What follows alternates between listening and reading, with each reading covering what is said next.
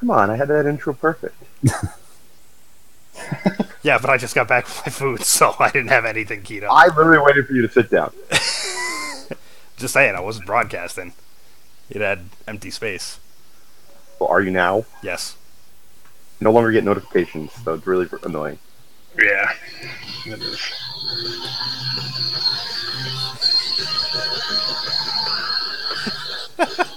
Last time on D&D and Alimar. Thank you, Chris. Great link.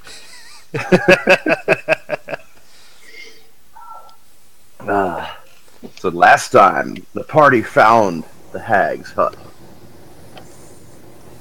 Dispatching the two Displacer Beast guards outside, the party retreated to set up for small rests. In the process, one of the hideous hags headed out. Her hors d'oeuvres for her feline companions in hand, she called out for who had slain her kitties. The party attempted to ambush, only to look in dismay as the figure vanished. It was an illusion! The door slammed shut, sealing the hut up tight. Despite Belmar's best efforts, the house would not burn. And when they finally managed to break the door open, their eyes could not penetrate the darkness before them. Tension grew, but the party finally stepped through, unwittingly walking on to a new plane. Finding themselves in a black marble foyer, limited light, unable to penetrate the darkness. The party heard the cackling voice of a hag offering them a deal. An eye, which is what they believe they sought, in exchange for the delivery of a letter. The party declined, and instead asked for the return of a child as well. And yet they still refused to deliver the letter. Deciding to push forth into the darkness and seek out the hags themselves, the party climbed the wildly disproportionate stairwell and found themselves faced with a seemingly endless balcony spreading north and south into the darkness, and a gleaming portal beckoned fairy tale-like land out before them. Baracus was almost drawn into it.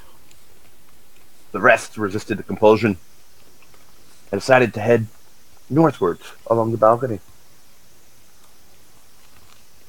Finding a door, they listened close and heard no sound. And yet when they opened the door, they were brought with a terrible sight. A massive flesh golem stood in the center of the room, chained at the waist, connecting him to numerous children, collared and kneeling on the ground nearby.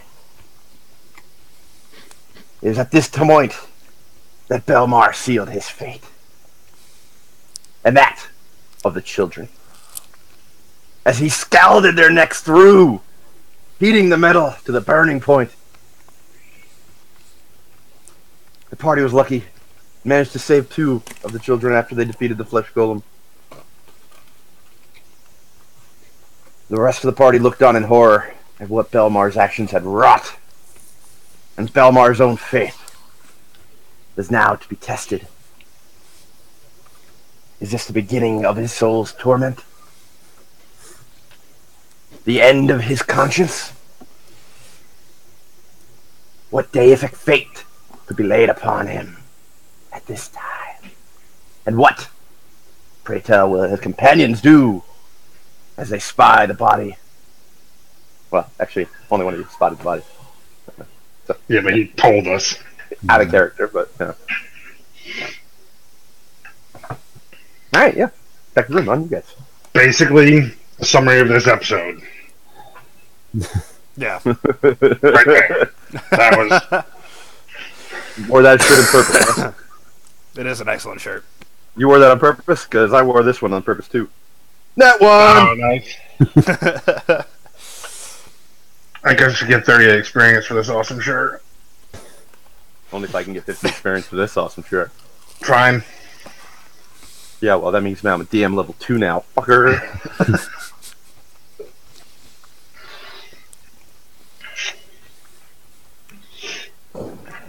So, I don't know anything about a body because I had to ghost. But, Well, you have the children's bodies. right. And then you've got 2 of them that had their throats burned severely and appear to be mute now. Right. I do that. I don't know what. At least they're mute. They can't talk about what happened. See, Belmar? Silver lining.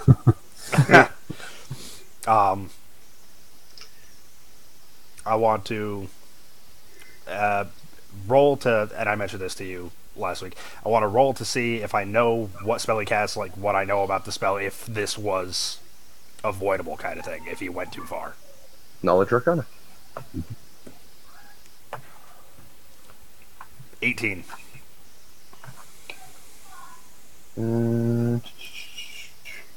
You are relatively familiar with the spell. Is it on your spell list? I don't believe it's one that I can learn, no. Well, you're familiar with the spell. You're not as familiar with the parameters necessarily around it. You know that it heats a body of metal. It has been used in the past to cook armored knights where they stood.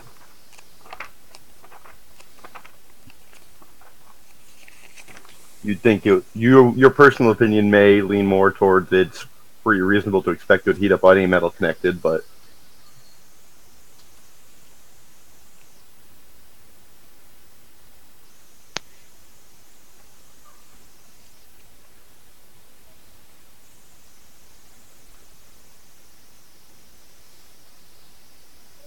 Yeah, it's not one I can learn.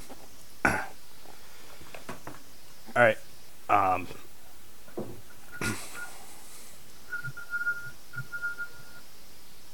There was a padlock on the back of the belt. Yep.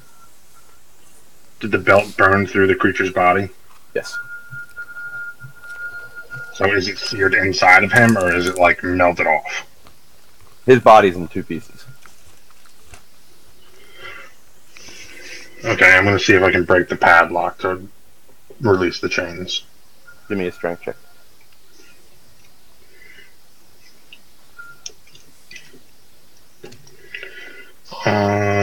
21, and I'll use.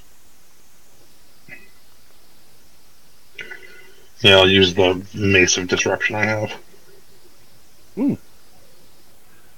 Alright, you bring the mace down with a steady hand, smashing the lock in pieces. Alright, I'm going to disassemble it and free the chain so that the children are no longer bound together. I'm then going to go over to the dead children and very solemnly, kind of fighting back tears, basically give last rites over each body. Praying to Maleki to guide their spirits home and hope that their souls truly now rest in peace after the torture they endured at the hands of the hags. Give me a perception check while you do that. Perception is a. I'm assuming it's not. Has nothing to do with sound. Correct. 18. Okay. What's everybody else doing? Can I look for like blankets or something to cover the bodies? You, there are a few pallets in the room. Very, shabby. Pallets? Like wooden? No, like small, like almost like a miniature rug. I'm not sure if that would be kosher. I'll I'll just go over and close all their eyes. Okay. Give me a perception check while you do that.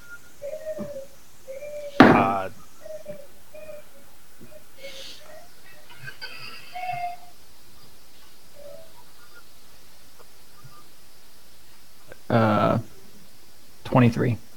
Okay. the two surviving children, are the collars... You said they were attached by collars, right? To the chain? They were. Badger just released them. Well, yeah, but are the collars still on? Is it just the chain removed from the collar, or is the collar itself removed? Brackus, go ahead and roll me a wisdom check. Sorry, what was the question? I know that Badger was freeing them from the chains, but are the chains attached to the collar, or is the collar removed itself? The collar, in the process of disconnecting it releases from the child's neck. Okay.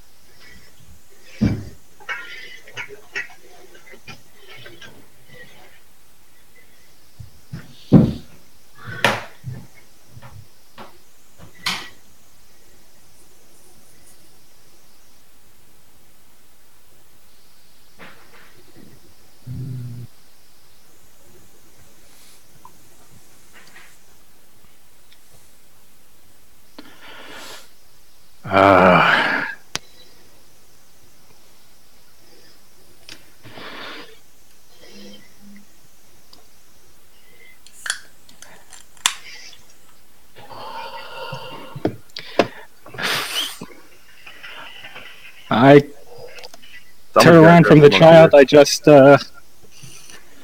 yeah, I stand up, turn around. Belmar, make a Constitution save. What are you doing? Blight. Oh, That's jeez. gonna be a 4. Oh, God. Wow. I don't think that works.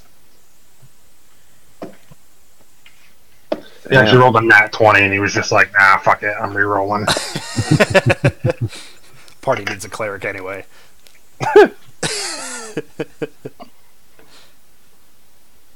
You take 47 necrotic damage. Jesus. Holy fuck. And I quicken spell and do it again. Before you do, please give me two wild magic. Yeah, I checks. forgot. Let's see. An 8 and a 7. Okay. Alright, Mike, roll another one.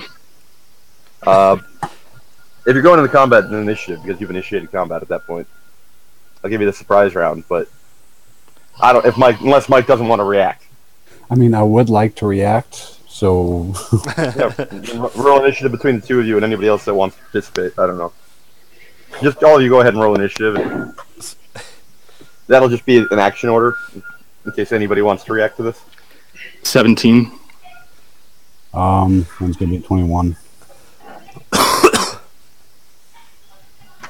Bravehawk or for Badger. Oh, there we go. Or no? Chat.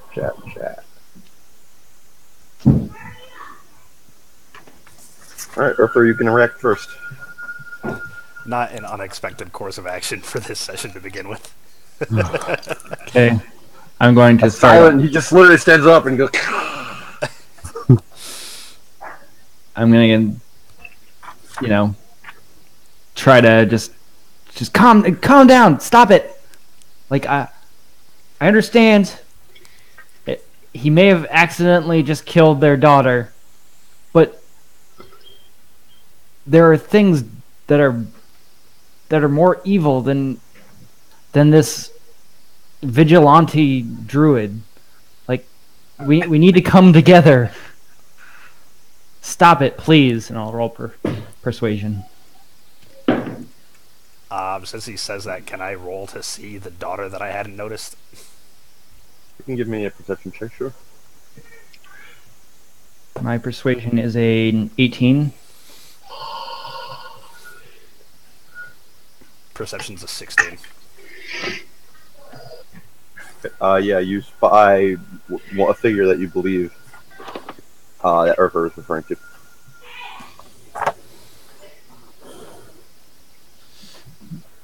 All right. That's it. That's all I can do. Belmar.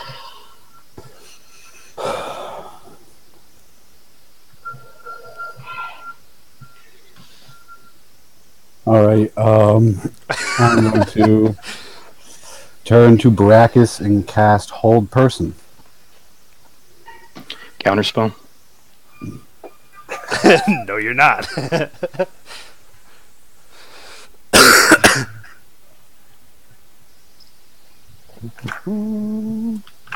So I don't know how it works between characters. Does the spell just fizzle, or does he have a chance to succeed? Can you counterspell a counterspell? What's Can't the spell imagine. level? Everything goes on the stack. Gotta love the stack, man. Hold Person is a second level enchantment, but he can cast it at a higher level if he wants to. Yeah, so what spell slot are you using? 5th. Now he's using the I'm pretty sure I would call bullshit on that. Yeah, considering higher level spell slot only allows you to target more than one, why would you be doing a higher spell slot? I was willing to give it to you, but literally the only effect of a higher level spell Yeah, slot it's more people. Yeah. So it would be second level. Maybe he's just Unless calling Baracus fat. Hey, you need the component is a small straight piece of iron. We got plenty of that from you killing all those kids with the chains wrapped around their necks. Oh shit. Fair enough though, but Brackus, give me another 2 wild magic checks. Baracus turns into a potted plant. 4 and 19. Starts a fight, ends it by killing himself. Or just blows up the whole party with just a series of fireballs. A series of fireballs just amplified by the plane. Yeah. Well, we all thought Mike had to re-roll, but the rest of you, have fun. Mike oddly survives. He tells nobody in the new party of the event. Oh, those assholes that killed a bunch of kids, you Bunch know? of lunatics. I have no idea what they were. Belmar triumphs.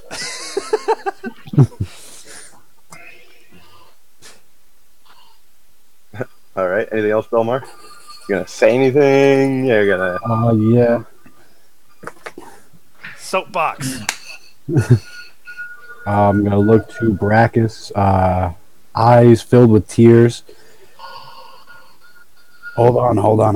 That wasn't supposed to happen. I might be able to fix this. Just give me a chance.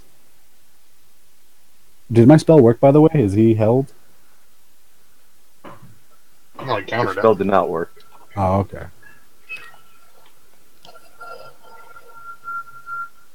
We still have a whole bunch of fighting to do, and Canada's blowing his load to kill Baracus right or Belmar right now. Dropped a bolt of blights. I'm also going to throw in, don't forget there's other fights to be had. Might not be the best time to settle this. Oh, We lost DM's the lights. gone. He was so upset with your response. He's back. Yeah, I was playing it out. So, I missed the soapbox, whatever it was. But no, your spell did fail. I heard that part. Okay. Yeah, I asked him to, calm down, give me a second, I can still fix this. And don't forget there are other fights to be had. This might not be the best time to settle this. Any chance I could do like a persuasion roll? You can add your persuasion roll to Dave's persuasion roll. All right. Doesn't necessarily persuade Baracus of shit, but Dude, This will Riley's be a got a 21 luxurious natural. head of hair. Say hi, Riley. Say hi. Riley, how big are you? How big are you? Are you so big? How big? Yay! How big are you?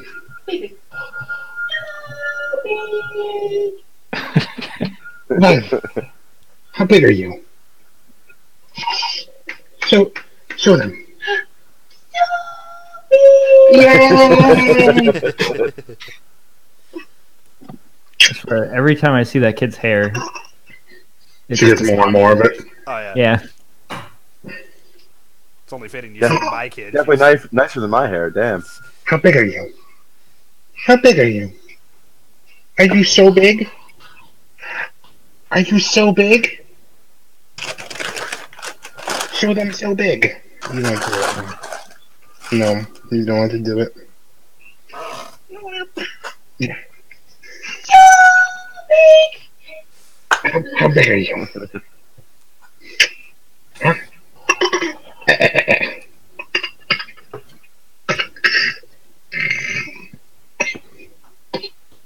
All right. Yeah, Baracus, you're up again. You've had two 21 roll persuasion thrown at your way. I don't know if you're persuaded by it at all. One of those is an 18. Did I mention I Okay, had tears in fine, my eyes? What? Did I mention I had tears in my eyes for Brachus? I'm did looking mention very that. sad and remorseful. Or it's all an act. You could do a check to see if it is. All right, baby girl. Say goodnight. Say bye. Say bye. Bye, Riley. Uncle bye. Canada is about to kill Mike's second tune. Say bye. Bye. Bye. Bye. So cute. Alright. Baby face. Baby face. Good night, baby girl. How big are you?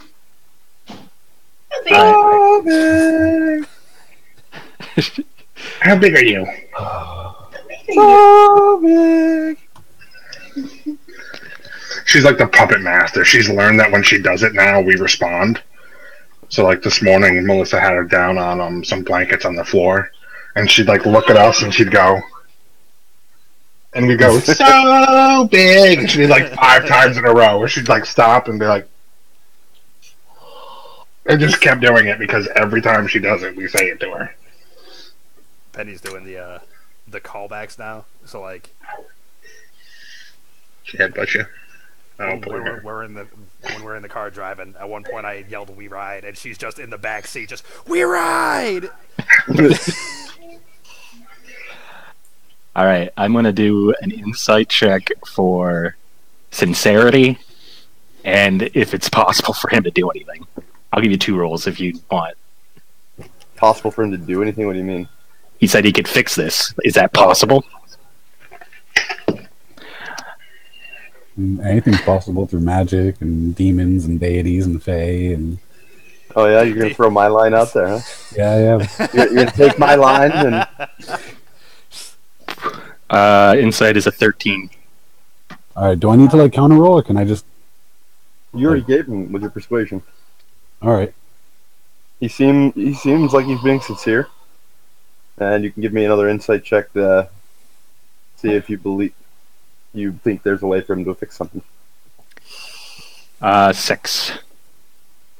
You think there's no way on this plane or any other that Belmar could possibly fix it. Well, couldn't I? Not with a 6, he doesn't Now believe the 6. You don't know no time magic.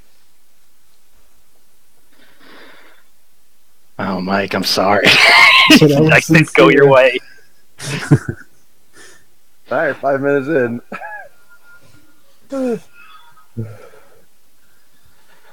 Uh,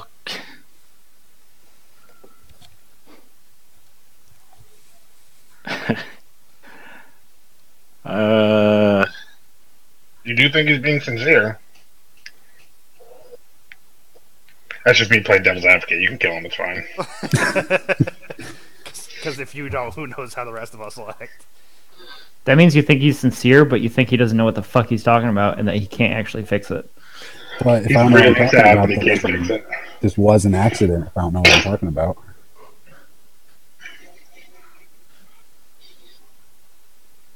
That's the only problem that's devil's advocate with this, and I that's why I wasn't the one to kind of jump off. And obviously can't play your tune the way you want. The problem with this is everything is based on rolls. So in his mind, he was pretty sure that he could kill the flesh golem without killing the kids.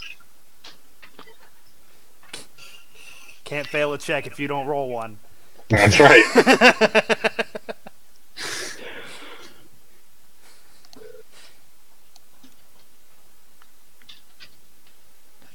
I'm thinking, Mike. Give me 1 second.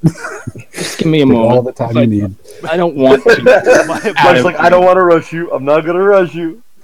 Mike's over there offering up real life prayers to Sylvanas to save Belmar. Yeah, nobody's called on a deity outside of Badger so far. You know, I mean- Badger's used it to give last rites. Nobody else has called on any gods. I haven't had a chance, but I will say, Well, you've done a little bit with Sylvanas, just nowhere near what. Right? well, yeah. I meant he's in saying he this didn't get a setting. chance. Yeah, I was saying he's saying he didn't get a chance to react because Canada basically was just like blight. Like, let me open this.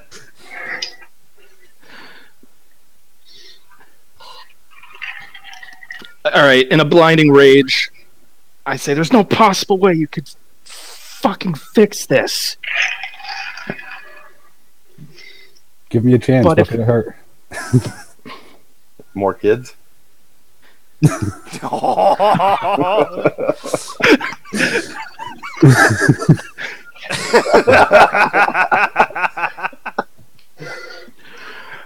Drop your weapons. You have a chance to prove yourself. If I see anything askew, you're dead. If even one child is not brought back, you're dead. All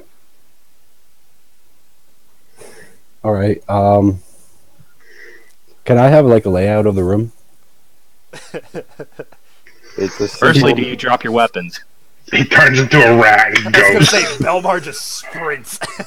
it's a 20 by 20 room, simple, unadorned. It was very squarish, if I remember Yeah. the battle map correctly. All right. Yeah. I would say rectangle, but I dropped my weapons.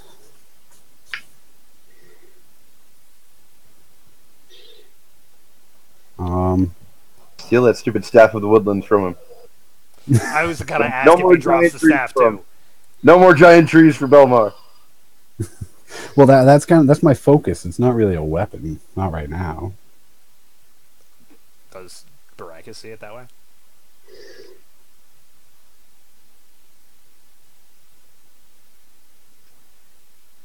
Are you He's asking waiting me? for an answer. Are you asking me? I reserve my answer.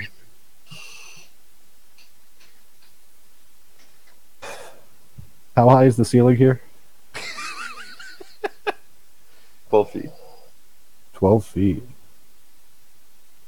Mike, Mike. I made a point to try and like support you on this hole. He didn't really know it's all the luck of the dice type of thing. Don't make me fucking kill you. Mike's gonna get clever. That's all of a sudden he's like, "How high is the ceiling? What's the layout of the room?" I'm like, "You motherfucker!"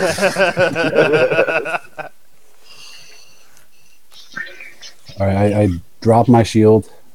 I slowly and gingerly place the staff down on the floor, and then, with my eyes still filled with tears, I approach the children and drop to my knees, and begging for Sylvanas' help in Druidic, as loud as my lungs can manage.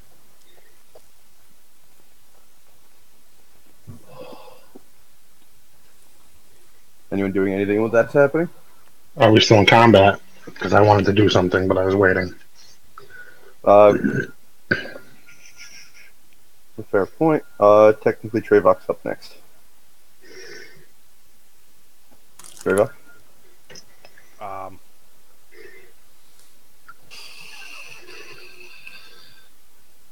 how far would you say I am from Belmar? 5-10 feet. 5-10 feet. All right. I'm just gonna use my weapon bond too, because I know I dropped my sword last session at the end. I'm just gonna call it back to my hand and just wait with it ready, and see what the result of this is. Okay. Badger?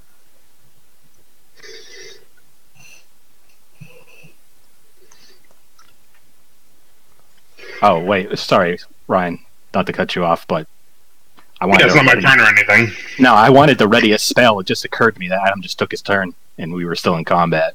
If he does anything funny, I'm going to cast something on him. What are you readying? I am reading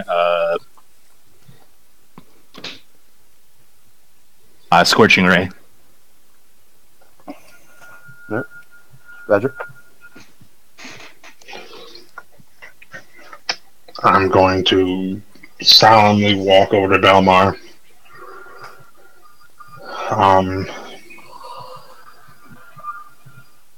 Obviously, completely stricken with grief at the loss of these children, and I'm going to begin praying with him.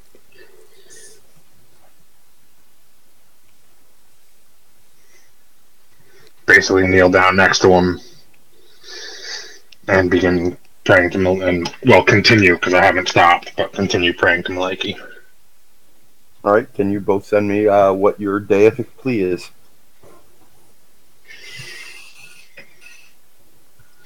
Ryan, if you're not speaking in Druidic, you can just say it out loud. Mike said he's speaking in Druidic, so... Mike said it to me first.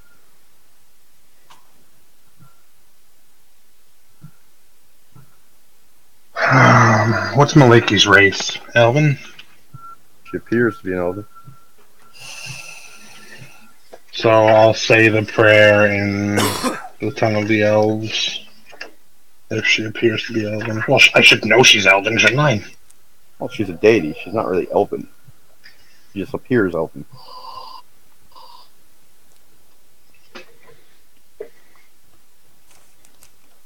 In that case, I think you're the only one that speaks elven, so go ahead and send that to me. Wrong again, sir. Well, then I'll send it to Lawrence and he can relay it to you. Alright, that's fine. I figured it was going to be something like that anyway. Oh, whoops. That's why. Just cut off. All I saw was common halfling and primordial.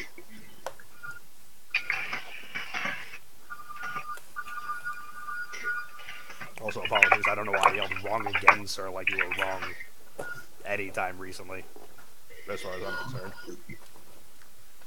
I'd expect that more from Dave.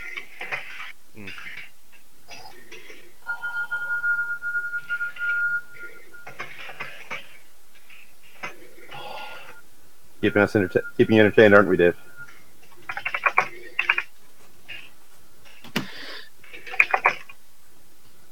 Ashley's probably blowing him up right now, or he doesn't realize he's muted. No, he's definitely like talking her off screen.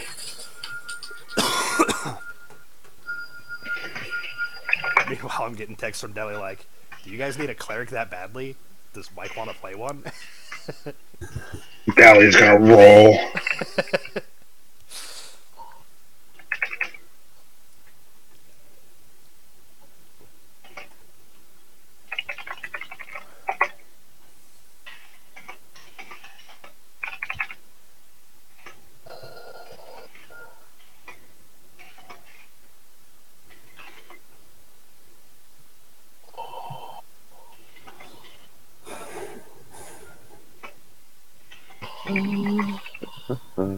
Oh, so yeah, the super important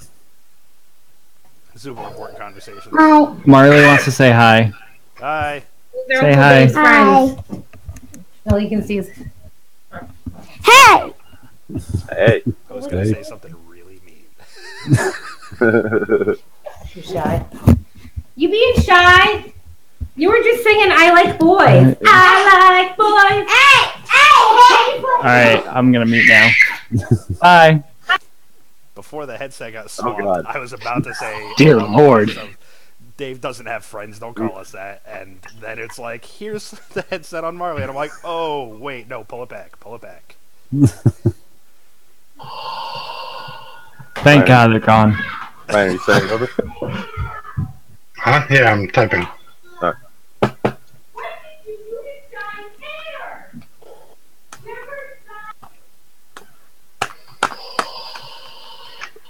Yeah, no, I'm really glad that I sent you all my new character stuff, Lawrence. Nope.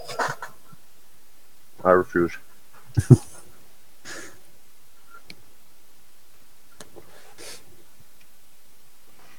I'm giving you 2 outs here, Mike. I got to stay true to my character, and I still gave you 2 outs. One with Lawrence, and now this. Well, done everything I can. Have you now? Maybe. There's still the last ditch shapeshift or something and try to book it.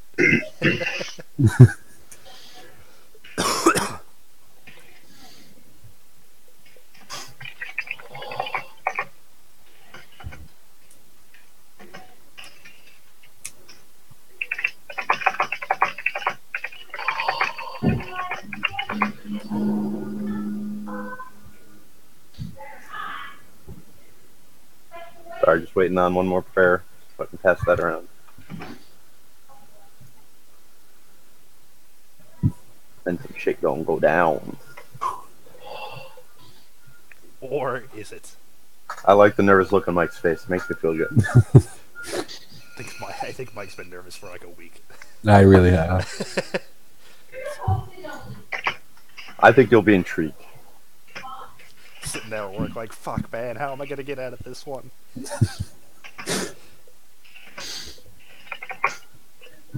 You gotta give him credit though. He didn't just throw in the towel. Practically tried to. Okay, Stop don't sending me credit stuff that. about his new character. Well, just in case. I just don't want to miss out on the rest of this. Sending me new shit. I'm like, stop it. Nothing's happened yet.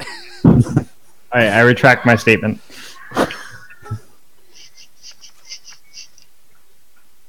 I actually thought we were gonna do the. I thought you were gonna go with the. How big is the room? All right, I'm gonna turn into this and run. I thought that was gonna be your course of action. No, I was going to turn my staff into a tree so no one could take it, but then I realized that Brackus would probably kill me if I did that, so I just put it down. That is an excellent call, good sir.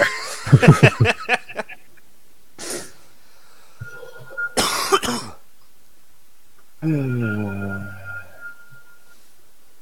no 12-foot pines.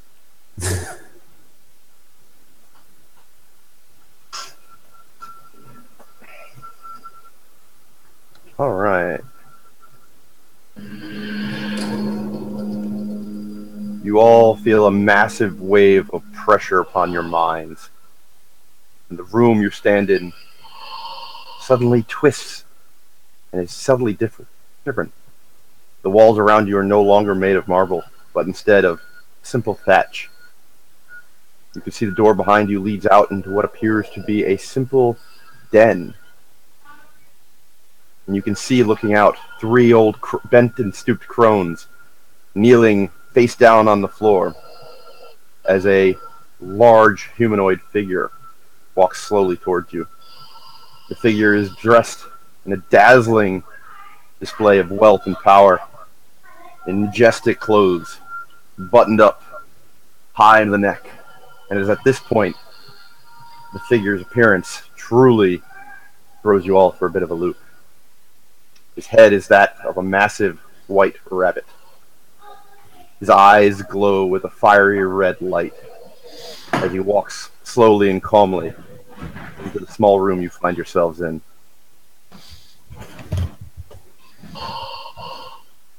Do you not bow before the emissary?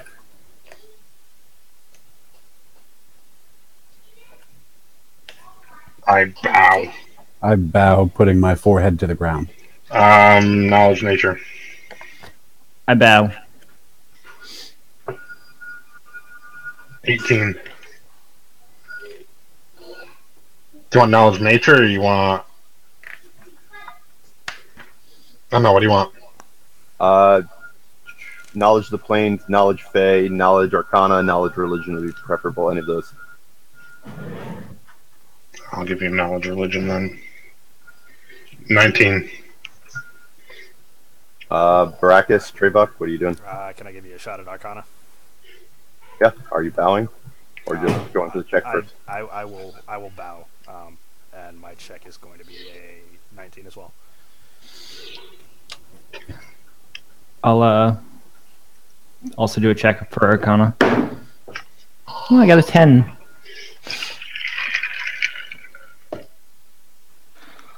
Give Why you an not? arc. I'll do it too. Trevok, what was your roll? 19.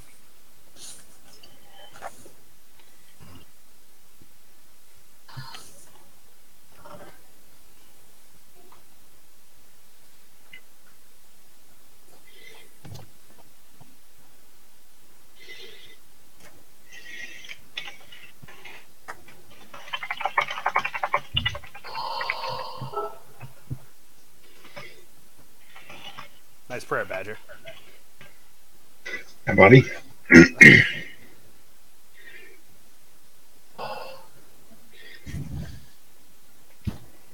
Yeah, I'm gonna bow. See, it seems like the right course of action.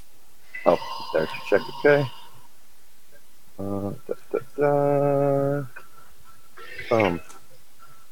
Insight's a 21. Oh, my D20 has been good to me tonight. It's been a couple sessions since it has been, hasn't it? Nah, the first, 2, it was not good to me, and I was really mad that I spent the money on it. I actually went back to my polymer for a session. For weighted statistics. Alright, was anybody else making a check that I haven't responded to? Yeah, I had a 22 religion check.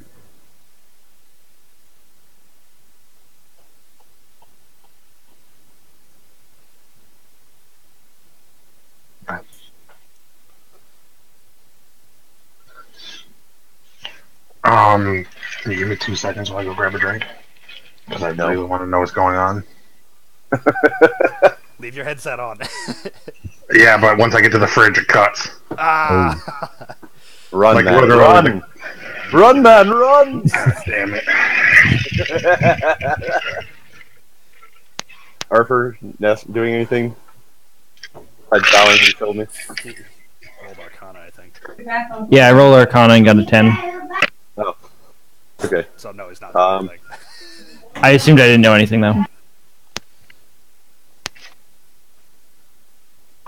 Everyone I'm gonna knows. cock an eye at Belmar.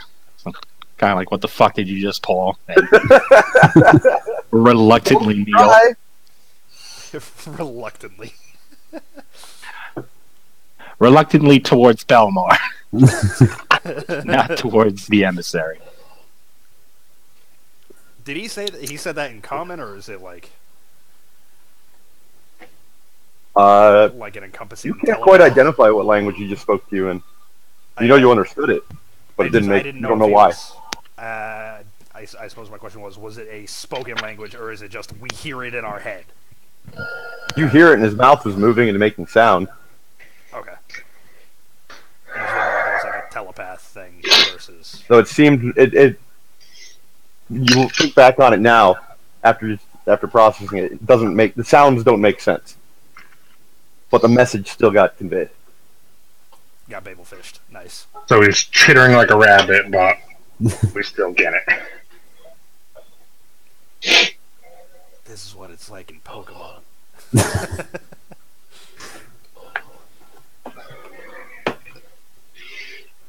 Good, you have found your place. His eyes, gleaming red, move slowly, panning across the room at each of you. Your pleas have been heard. The children's souls will be welcomed. And he will be punished. Dwarf, stand, he says, glaring at Belmar. I stand, but keep my eyes on the ground. He walks forward, pulling what appears to be a clod of dirt from a pocket. With sudden force, he rams it into your forehead. You feel yourself rocked backwards, and you get a sudden itching, uncomfortable sensation running through your body. Everybody else, give me a perception check. You're gonna be a fallen druid.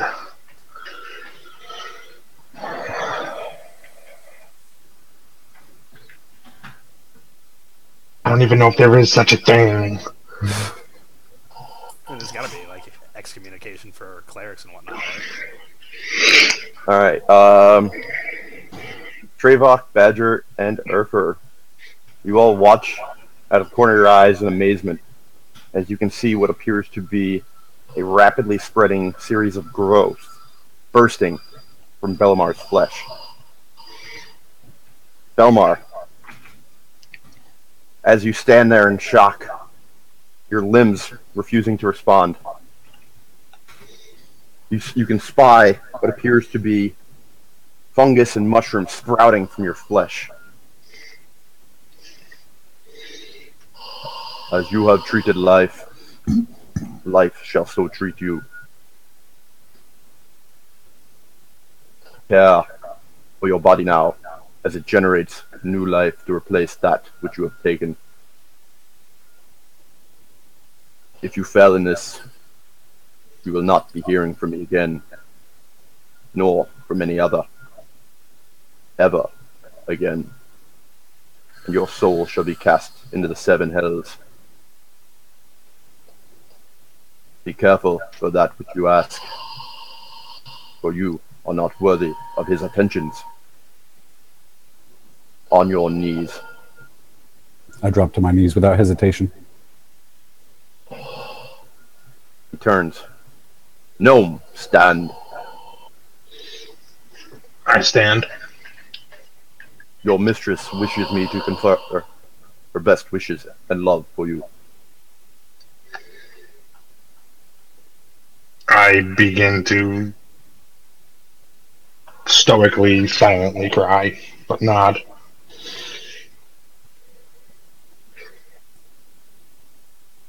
Nod. Good. On your knees again. I say praise Malaki. He's talking to me? Yeah. Alright. I say praise Malaki and then drop to my knees.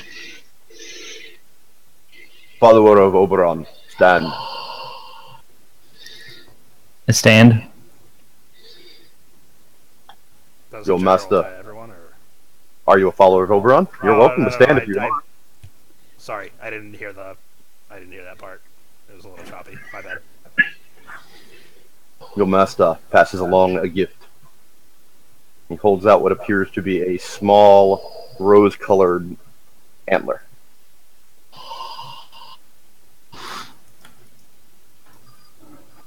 I don't know what I've done to deserve this. Yeah, what the fuck? I get a thanks and he gets a gift? Chris. Yeah, exactly.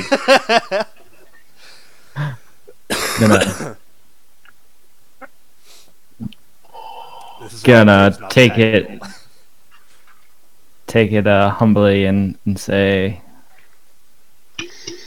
I will continue to serve the Force. See that you do. Down. I bow.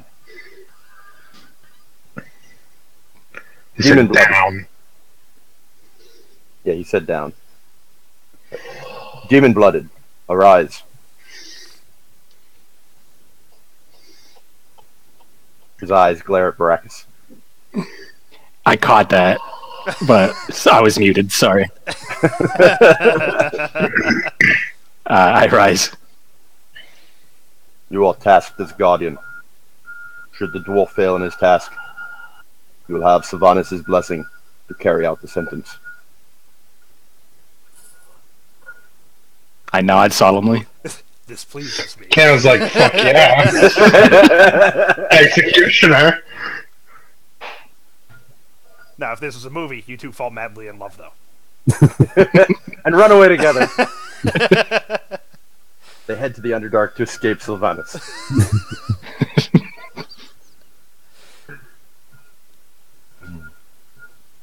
You should aspire to be better than your ancestral hell. Ooh. Remember that. Oh, shit. Go ahead, Canada. Lash out on an emissary. Go ahead. You won't do it. You'll be the one re-rolling. I give a curt nod. I have no idea what I'm dealing with. And I go down. Finally, the emissary turns to Trevok. I know your soul not. And he turns and walks from the room. Perfect. My lord, you've ruined us, says one of the crones in the other room. The emissary casts a brief glance as you can see him walking. The crone alights in flame, instantly becoming a pile of ash. And the emissary vanishes from sight.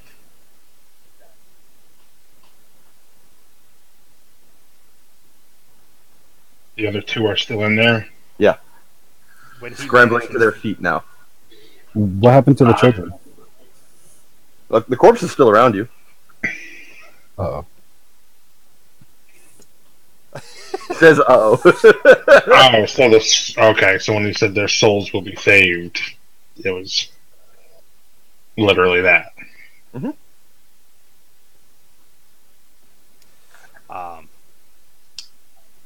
I'm going sprinting into the other room to kill the I was hags. going to say, I'm with you on that.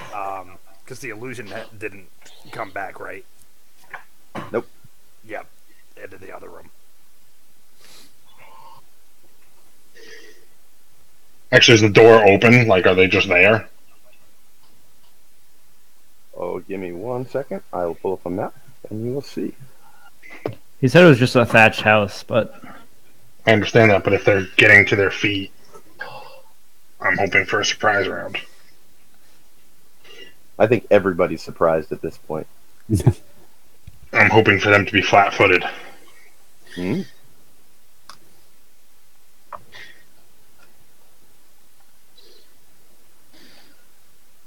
Mike, I really enjoy how distraught and solemn you felt about the children that you killed, even though you tried to burn this mother down last session. Well, I didn't know they were in there. I warned you there was possible children there before you cast the spell. I didn't hear you. You should have spoke louder. You did hear me, you drunk bastard. You chose to ignore me. I'm pretty sure I remember him actively choosing to ignore you. But Yes. He was warned and he continued to try to set the hut on fire. It's like I do it again.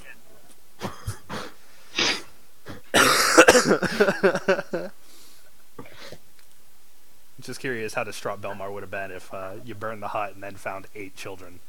Pretty Belmar, distraught. please make a note on your character sheet that you are part plant. Ooh. Weak to fire damage. But strong against poison.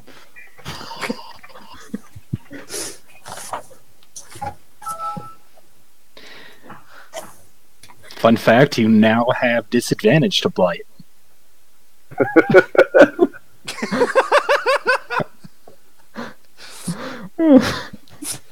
Actually, if he's a magical plant, I think he's immune. If you're a plant creature or a magical plant, it makes a saving throw with disadvantage. Oh, it does specify magical plant too. Yeah. It's funny, I was looking at that earlier. That's fantastically bizarre. Do I get any advantages with this? Any advantage to rolls, nature rolls, speaking with plants? I'll have to find out. Photosynthesis, you don't have to eat anymore, just bask in the sunlight for an hour. Do these mushrooms look edible? If you want to start Maybe eating Belmar's them, too. you can find out real fast what happens. I was gonna say, you're gonna start eating yourself? Like he told you, you're basically spreading life. He's a cannibal. I offer my body as sustenance to those in need.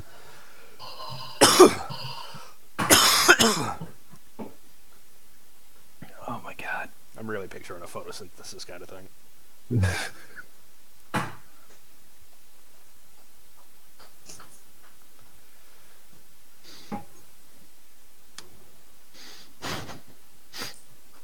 He's part plant. Yeah, I'm Why gonna is that stay the on my punchline knees. for you? It's just funny. He shoved some dirt in his face. And he's fine. I'm glad you appreciate that, Dave. No, Canada, he's not immune to blight. It's the opposite. I said, fun fact, he has disadvantage against blight. Yeah, weren't you the one saying he was immune to it? Yeah, well, yeah, but I thought it was the opposite. It says the spell deals max damage. Oh, I missed that last part of that sentence. Yeah, so for you, then. That too. Wait, what's the die roll for blight? You'll take 88. automatic 64 damage. Mike's Wow. like, fuck. Don't fucking fail, dude. Well, hey, he's now We set a definitely good executioner. As long as he's alive. See, I gave you 2 outs. You got an out now, and then you throw in that sentence. Why? You're not even drinking. You got no excuse. I was gonna say, is there vodka in that water bottle? You should put that shit down. All right, That was what's out the of initiative? character. I'm trying to picture how quickly this would deteriorate for you if you actually attempted to attack Baracus. Oh no. The emissary steps in and just kills him. Just like, dead. Alright. Everyone's initiative?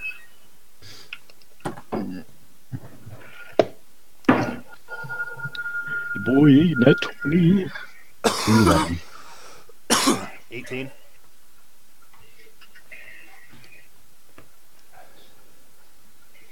Oh, I picked my stuff back up before I go in the room, by the way. You might be able to do that on your turn. Oh, okay. You know, in combat, scrub. Definitely started by Badger sprinting into the room. No, he didn't even let me, which is like combat. Everybody's scrambling at this point.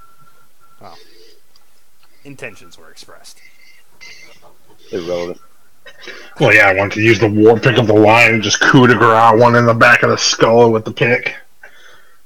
All right. So here's the actual hag's hut. Much smaller. Dead kids. Dead kids bad. Dead golem, live kid. I love the placement though. Dead kids bad. All right, Baracus, your first attack, actually.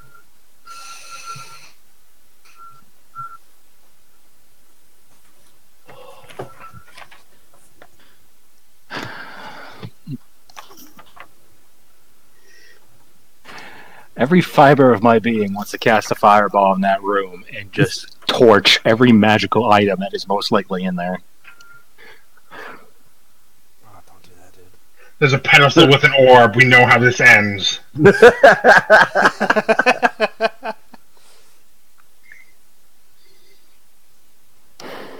By the rules of Final Fantasy, we have to take that orb around to other temples to purify it. No, by the rules of D&D, we break it and then unleash an undead plague upon the earth. A second one. A second plague, yeah. Or that's the hag's eye that we need to get. Don't be dumb, Dave. Okay.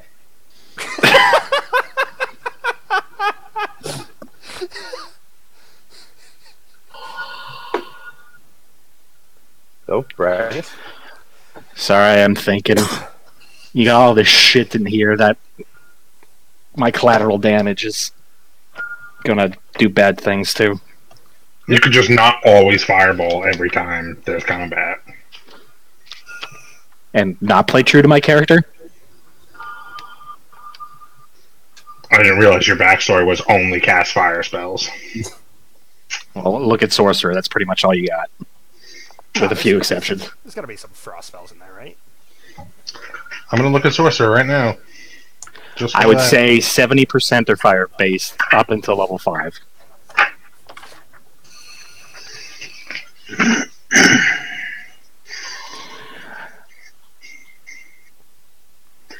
Acid Splash, Ray of Frost, Shocking Grass, Poison Spray. You're looking at cantrips. Come on. Magic Missile, Thunder Wave, Okay, Witch I have Bolt, Cloud of Daggers,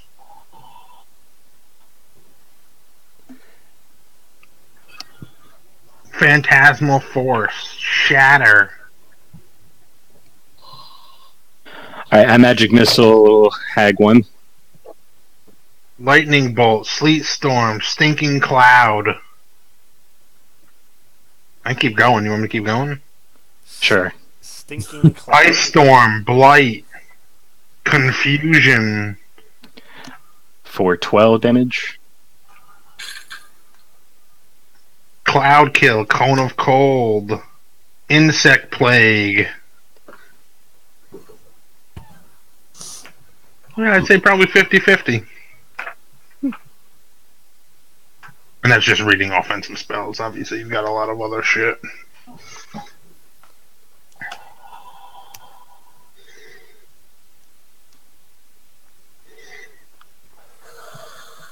So yeah, I lean in through the doorway, cast Magic Missile for 12 damage, and go back to where I stand right now at a site. Which one are you attacking? Hag 1. Hag 1. Bogey confirmed. Hag 1.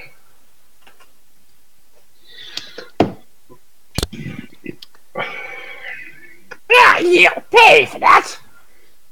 Yeah, right, Hag. Now, assuming since the darkness is done, do I still have disadvantage on wild magic? Oh yeah, you're... Absolutely. Okay. You're still on another plane. No dice. That was twice? That was twice. Alright. Anything else? No. Badger. Badger, badger, badger, badger, badger, badger, badger, badger. It's a snake, snake. I'm going to basically step through, like, basically just move me one over to the right. So I'm going to come through the, no, to the right. Oh. And I'm shooting Hag 1.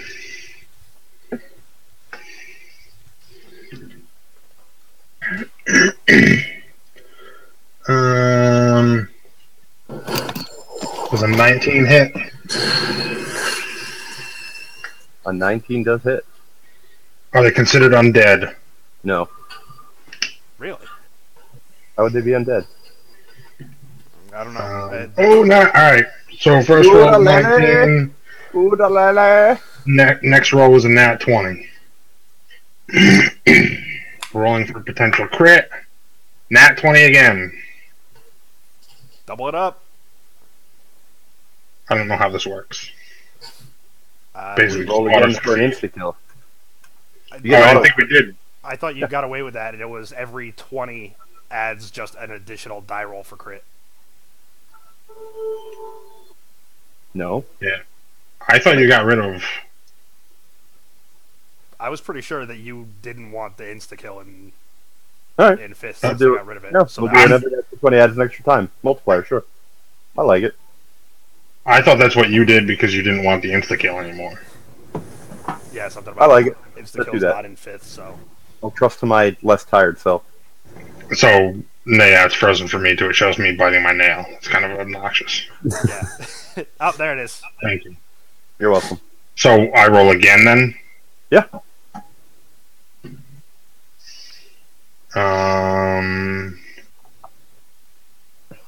Does an 18 hit?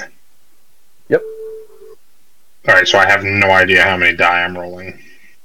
So it's just So a is times it hit? It's just a times normal crit. The Well, third roll, if it becomes a 20, it gives you a times 3 multiplier. If you get a 20 on the fourth one, then it's a times 4 multiplier. So I have a times. After the second one's confirm a crit. If it's a natural 20, then you can roll another roll d20, and if that's a natural 20, then you get an extra multiplier, and you can roll one more time. But that's And what it was. It was 20, 20. There's 20, 20, and an 18. Yeah.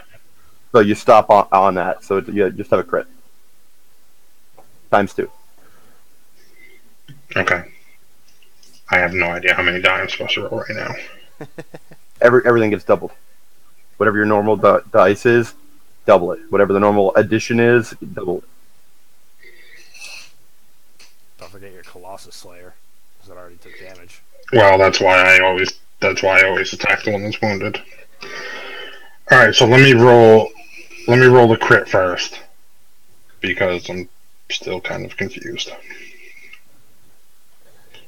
So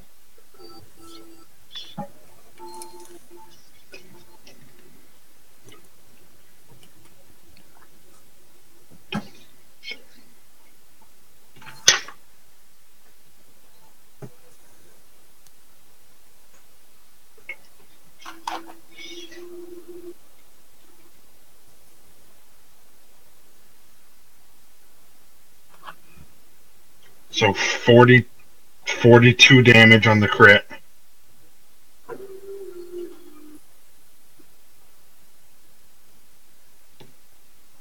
And then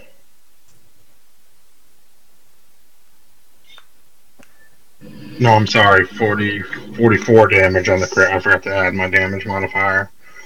So 44 damage on the crit, and then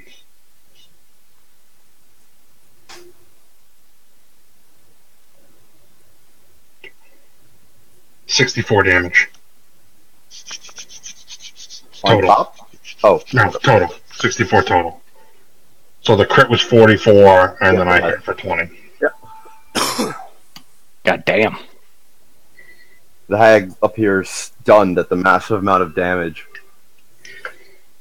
And we'll make a constitution check.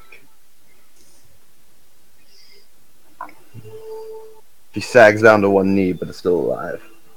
Blood oozes from the arrow wounds.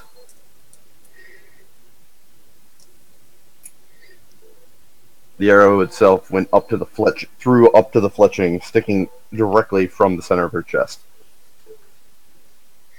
She's clearly having trouble breathing. Right in between those old hag titties. Anything else?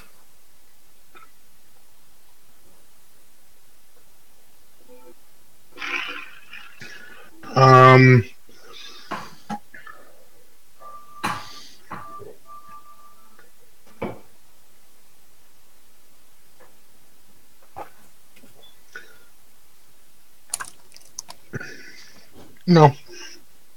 I'll take a 5-foot step up. So one up from where I'm at. Done my turn. Yep, right there.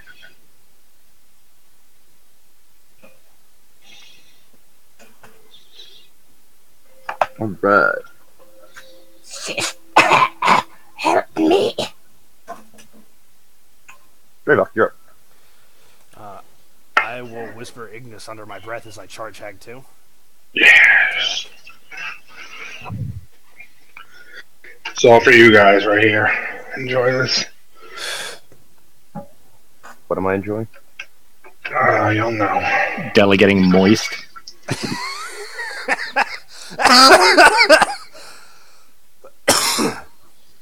Alright, Oh, so, gotcha. yeah. First attack's gonna be a 23. That is? Second's gonna be a 14. That seems to deflect off of her skin. Gross. Magic armor. Or mage armor. So that'll be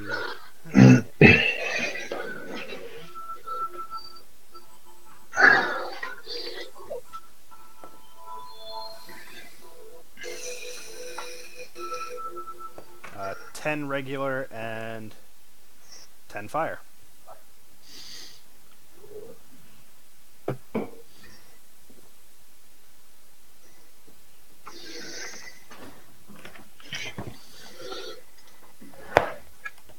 We could have negotiated.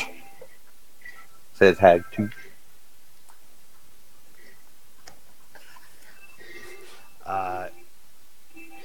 I will action surge and attack again.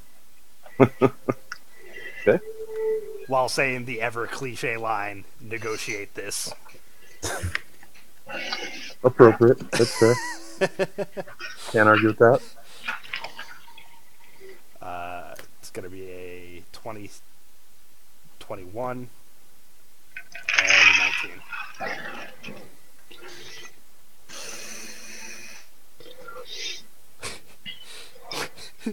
It's been revoked. Both those hit, right? What were the rules? 21 and 19. Yeah, they both did. All right.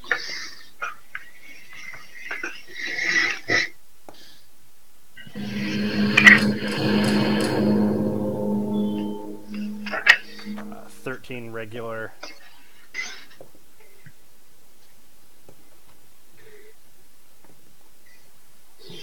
15 fire.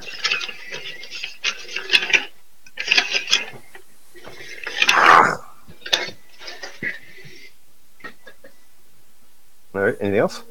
No. Wow, this makes me really mad. What? I just realized that because I'm a natural illusionist, I can cast minor illusion as a cantrip. Mhm. Yeah, never had that on my. I was like, wait a minute, I'm a natural illusionist. I should be immune to certain illusions. And I looked it up. I was like, damn it, it's even better.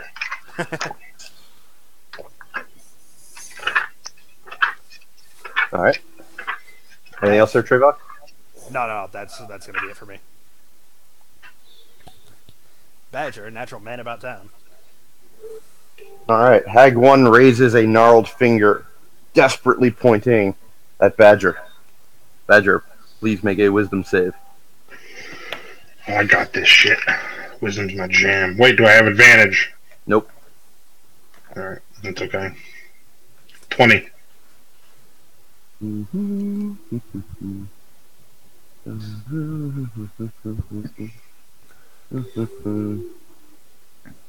All right. You feel a brief rack of pain across your mind. You shrug it off, unwilling to let the hag dredge up the nightmares that seep beneath the surface. She gasps in surprise at the ineffective spell.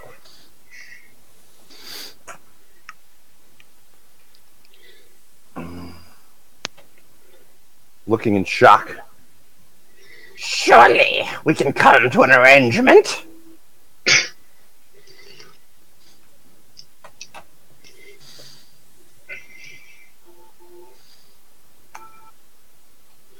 Hag 2.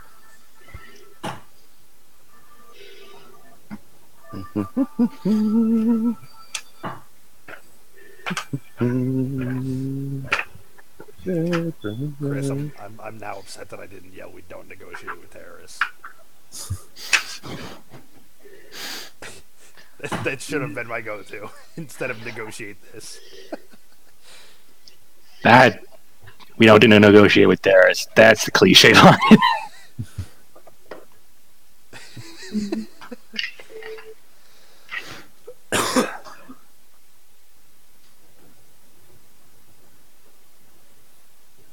All right. Hag 2 draws forth a small rod of amber with a tuft of fur attached to the end. Pointing it directly at your chest, Trevok, she mutters a few words, and lightning starts to arc from the rod's tip. Please give me a dexterity saving throw. Dex save. All right. Here we go, Denver. Here we go, Denver. Here we go. 17.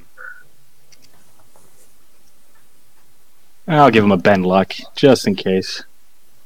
What's that at? D6? 1d4 on my end. I'll let you know. Okay. You're now at 20. All right. No, come back, dice.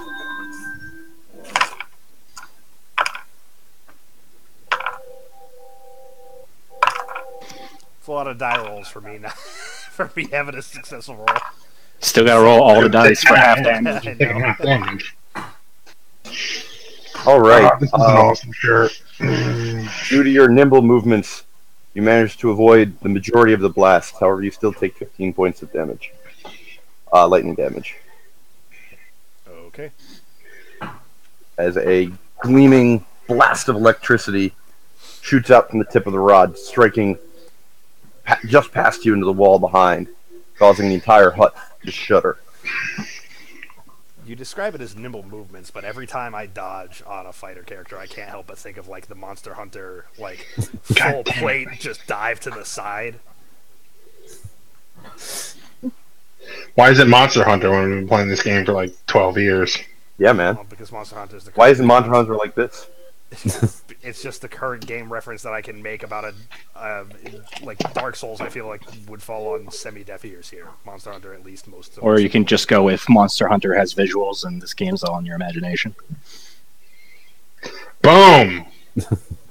We must flee, sister. The emissary has screwed us. And Hag 2 attempts to flee. Trivok, you get a reaction. I was gonna say. I want to attack her. I don't want her to get away. Let me see what I got.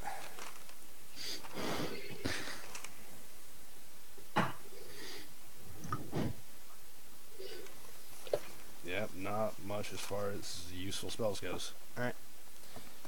I'm going to try to hamstring her. You're going for a hamstring?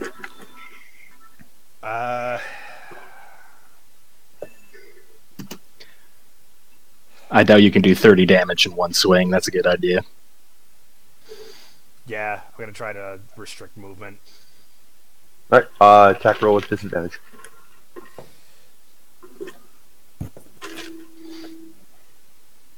Alright, with disadvantage, that's going to be a 16. Unfortunately, your blade fails to bite past the thick skin of the hag as she flees, making it to an open portal, revealing a majestic and fey-like field and hills beyond. Sister, hurry! And then we are at Urther's turn. Fuck. I'm going to go to Y66. Or actually, 5, 10, 15. Yeah, Y65, because I can only go 25, I think, right? Correct. So Hag 2 isn't in the portal yet? She's at the entranceway. Okay, I'm going to cast Hold Monster. Look at you. She has to do a Wisdom save, DC 18.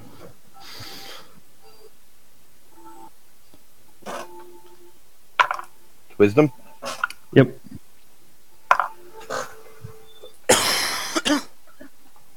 She freezes in place. Ah, As magical nice. bonds hold her in place. Nice, Dave. Good saver.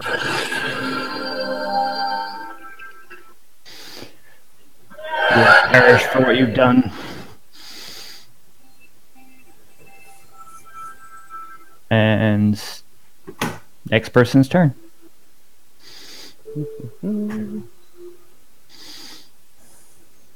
All right, Belmar. It's our resident shrub. Did I say hold person? I meant hold monster. You You said said hold hold monster. Yeah. Okay. They're right next to each other. You're right next to each other. It's a fat joke.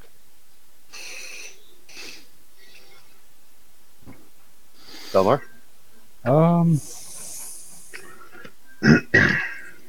going to move up next to Badger.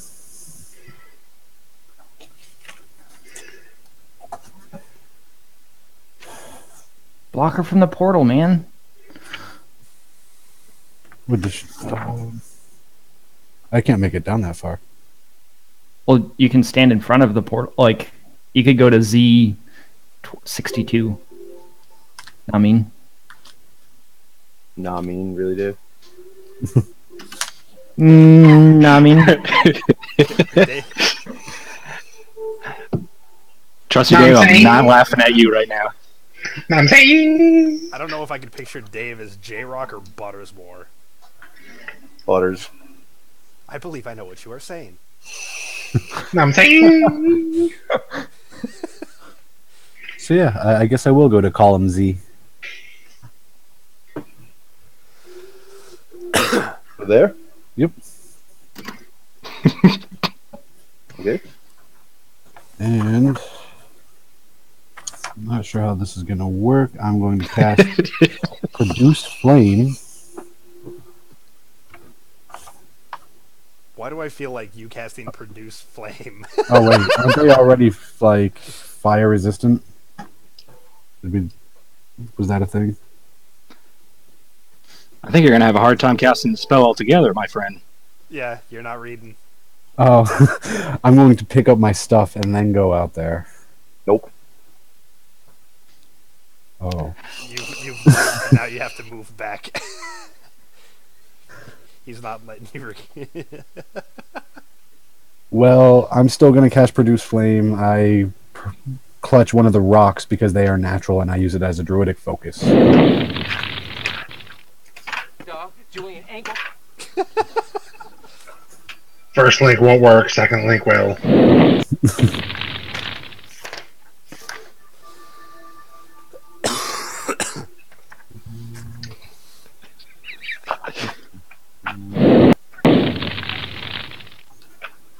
Julian ain't gonna be happy about this. Then we'll see what's up, won't we?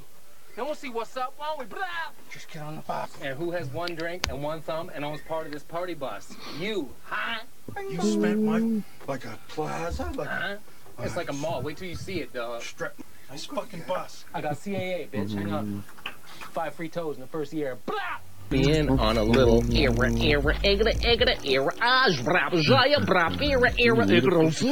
place. We in 27, yeah. Shut you. Don't worry, yeah. I call for backup. Yeah. Yeah.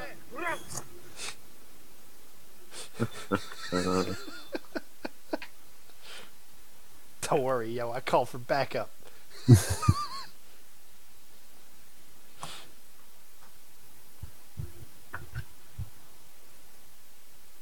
A-Rock could be the last one doing it because he's an idiot. You know what I'm saying? Everybody walking on the face of the earth trying to judge J-Rock. You know what I'm saying? Alright, I'm going to throw it at Hag 1. They can't, right? You know what I'm saying?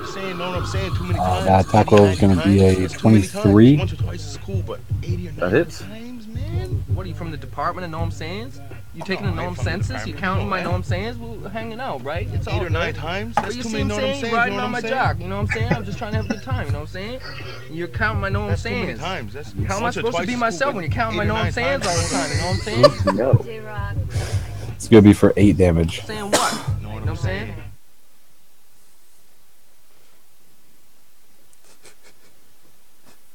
Oh, this is what I was looking for. What are you taking a gnome census?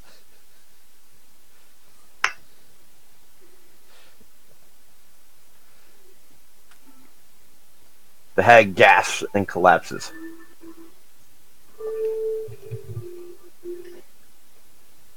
And yeah, before ending my turn, I'll turn around to face Hag 2. Okie dokie. Know what I'm saying? Anything else? Sing. That's it. The last one I posted is the best one. Arrakis, you're up. I move to... 1, 2, Oh, yeah, 3, that one. 4, 5, 6. Z 66.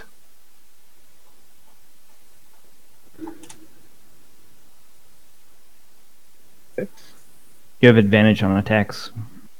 Mhm. If you're within 5 feet. Not within 5 feet. Does it break the spell if I don't kill it? No. Good. I firebolt it. Alright.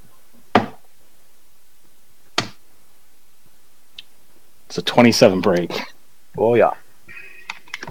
We're just going to be around it, stabbing it for a minute. Shitty rolls. 9 damage. You know, back a couple levels, you would have been excited for 9 damage. Yes. Actually, I'm still excited because I'm an idiot and don't read the full extent of these spells. I'm done. Alright.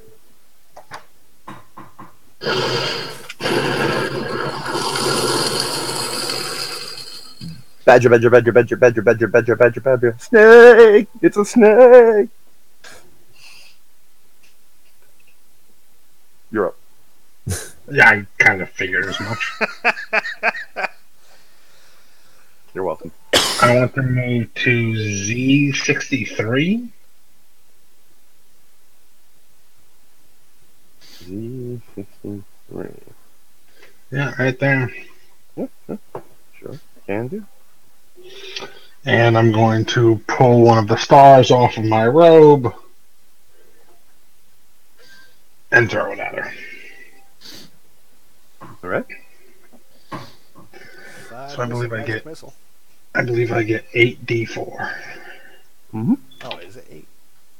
Sorry, I was wrong. It was all attacks have advantage, and within 5 feet, is an automatic crit.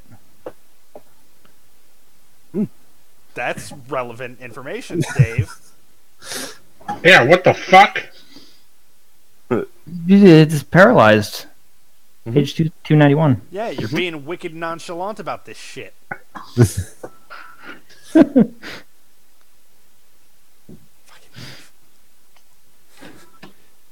Oh, what? He told you before anybody could take advantage of it anyways. So useful, so irritating while being useful. Ryan, just to clarify, it's 8d4 plus 8. That's true, too. Plus 1 per castle level. No, plus 1 per missile. Oh, yeah. Each missile does 1d4 plus 1.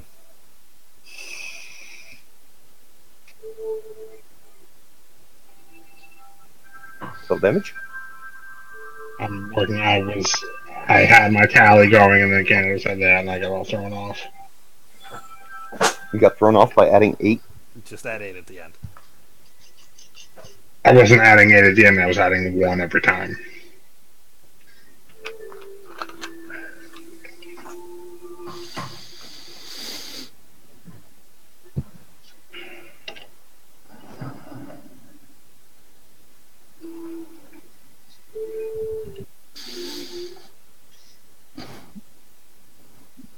$34 damage.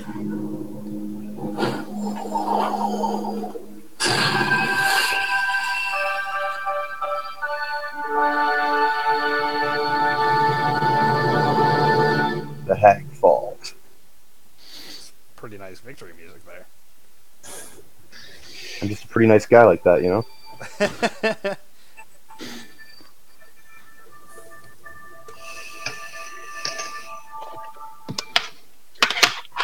Hooray, we did it! We did it. Alright, so...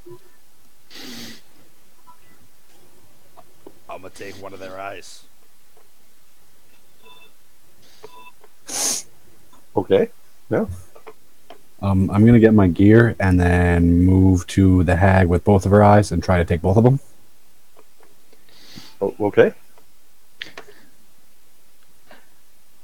Take all the eyes. Obviously, they're a valuable spell component. I nod as he says that, and I'll go to I want to knowledge nature on the hanging herbs. Okay. I'm just gonna take out the antler and start like looking at it. You note that it has a velvety fur. Fucking Dave. You know, you can make steroids out of that shit. I thought they were what's it called? The stuff that makes your penis strong. Deer antler? Yeah. It's a new big steroid. Is it? Mm-hmm. The stuff that makes your penis strong. Pretty sure steroids don't do that. They do the opposite. And for the record, it's a rhino horn. And for the record, there's no scientific backing for that, actually. Yeah, because rhino For the rhino horn.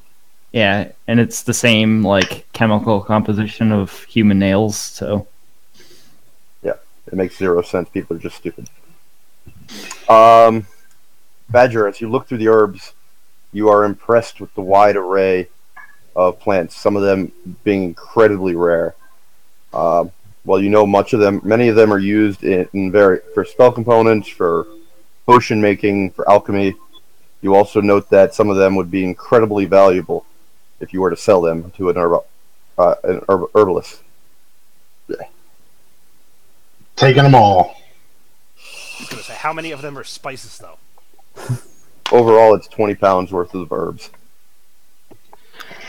Not a problem. I inspect the bookshelf. You'd estimate their value possibly... Well, you don't have... Nope, you didn't do an appraise, never mind. You inspect the bookshelf, do you? Alright, what languages do you read?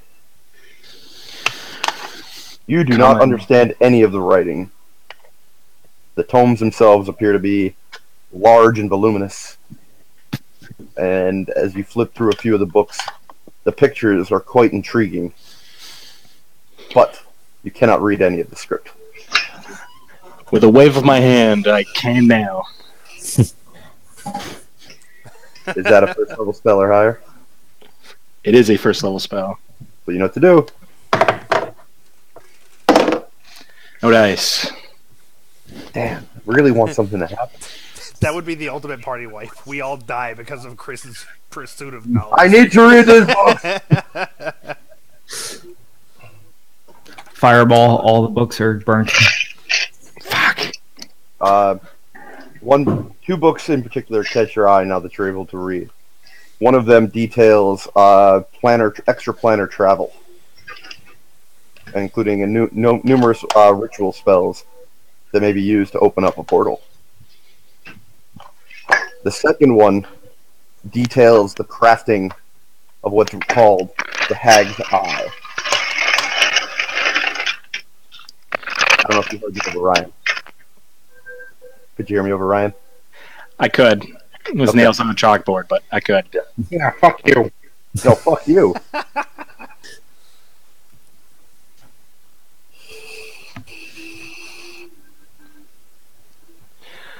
Well, this seems useful. Urfer, here. I toss him the portal book and say, why don't you look over that one? I'm gonna be kind of thrown out of a daze and be like, oh, thank you, and put that antler away and start looking at the book that he gave me. You know, Dave did that just so he can say, "No, I brought it out." See? Yep, pretty much. But now I'm gonna forget about it. One and done.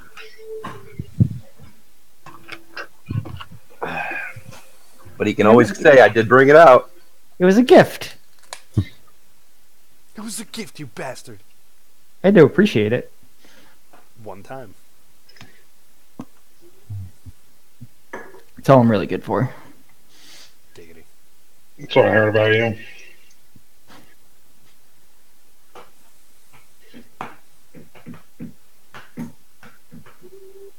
So I'm gonna flip through the book. Extra planner portal. You cannot read anything. Some of the pictures are quite intriguing. I'm gonna say, sadly, I can't read it, and gesture to Brackus if he wants it back.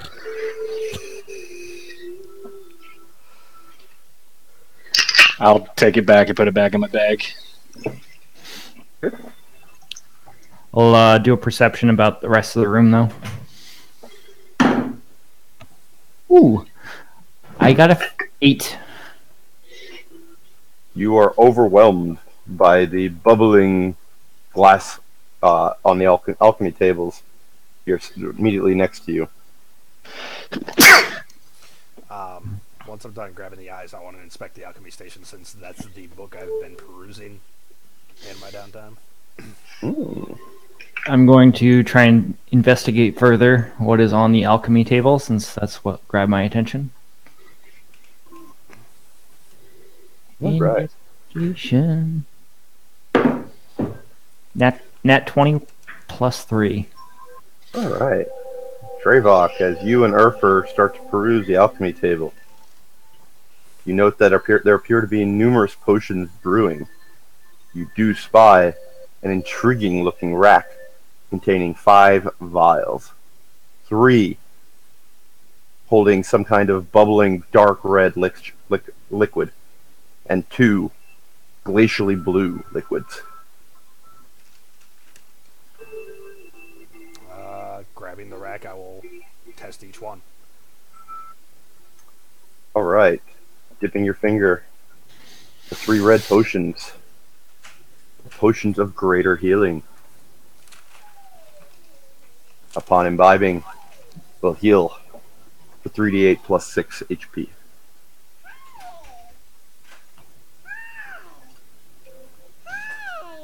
Hi, give me 1 second. The 2 blue potions. You said 3d8 plus 6? Yep. The 2 blue potions. Potions of mana.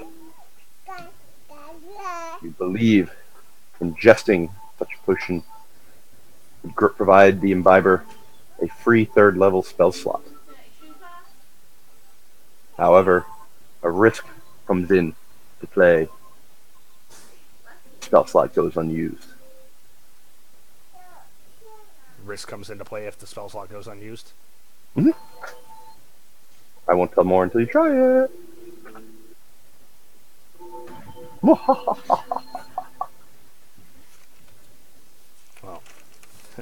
that's going to be on the other 2, considering I don't even know a 3rd level spell. So you get a free slot. Doesn't mean you can't cast a spell at 3rd level. Sure. Fair. Wonder how that would work for warlocks. Very confused. Probably not at all. You get an extra spell slot of a level. Well, all my spell slots are 5th level. Okay, doesn't mean you wouldn't have a 3rd level slot, because you got a 3rd level slot. Okay. Why?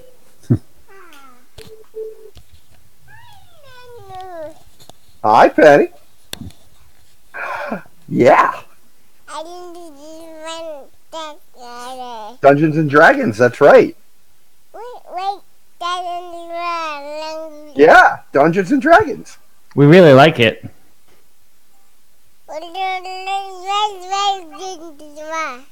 Yeah, Dungeons and Dragons, that's what we're doing.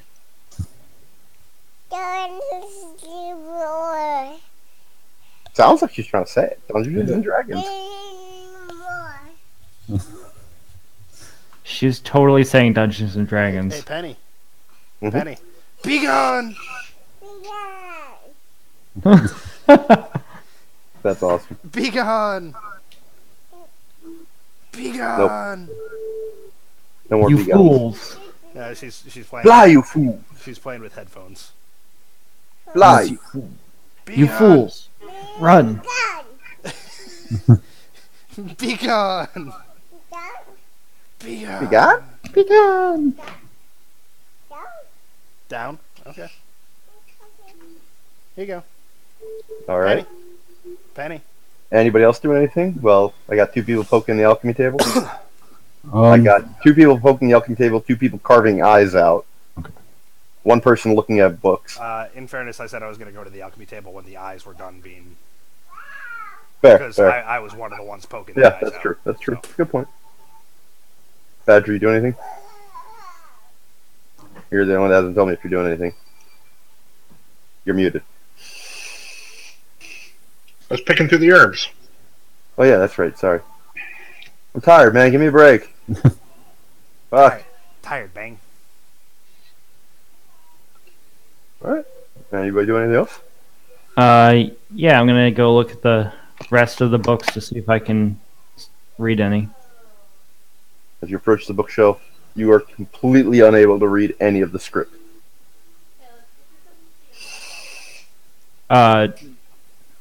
Did Brackus take all of them? Or just the two? Just the two. Okay, I'll take the rest. Tell me he's got like 100 pounds worth of books and can't do it. You did just pick up 15 pounds of books. Thank you. Books. Who runs the world? Books. Get out. Died alone somewhere, dehydrated. I hate you.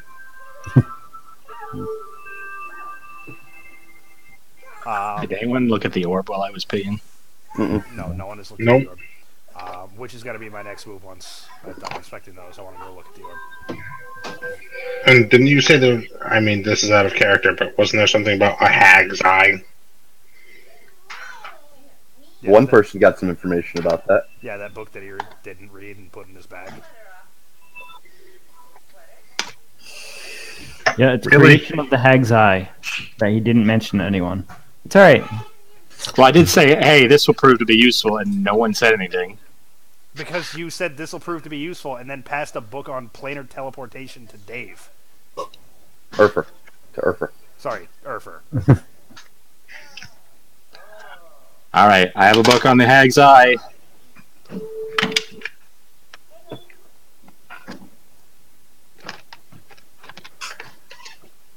You're probably the only one that can read it, so...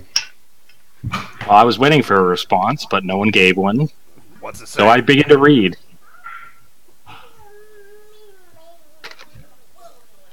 Holding two hag's eyes in my hand, I'll say. Alright, so... It's not what I thought it was. I guess.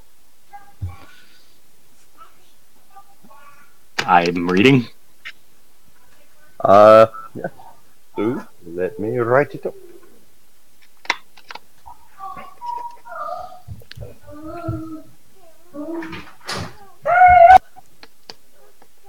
Jesus.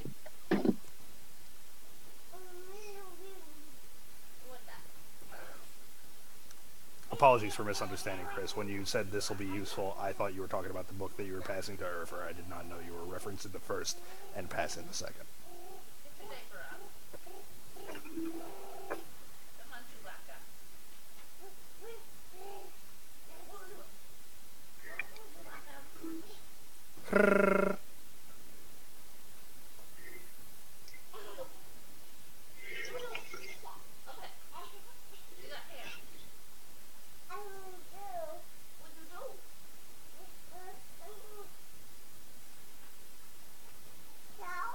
So how fucking beat is your aunt?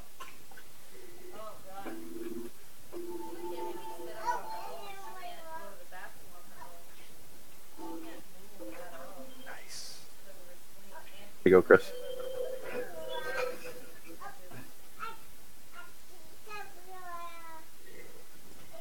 Couldn't have happened to better people.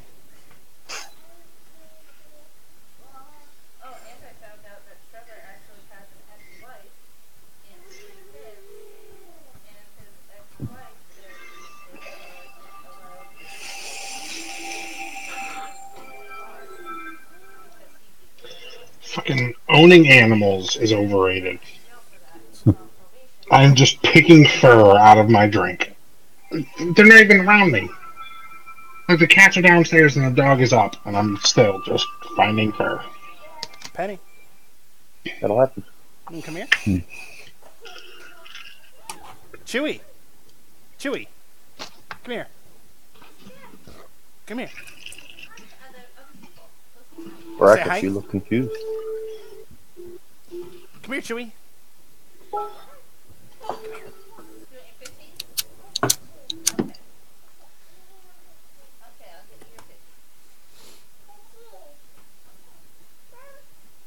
Is it the cats or is it Knuckles? Or is it just a combination? I know it's varying levels You of... can't even discern. It's just hair. Well, I know Knuckles and Shadow... Or Knuckles and Shadow, fuck. Shadow and Chief were always maniacs when it came to shedding, so... Nah, Knuckles isn't bad because he's kind of short hair. But it doesn't matter. I got a long hair cat, a short hair cat, and a short hair dog.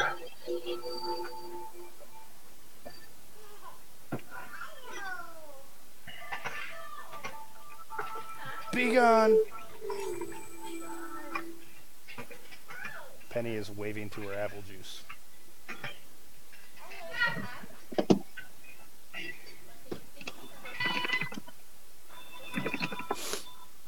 Love that mechanical. Yep. Love the ski board. Oh, you want to say hi again? Okay. I think she wants to show everyone her Cheerios. Oh, Yay! Fishy. Be gone! Be gone! Hold on. Be gone! We ride. We ride!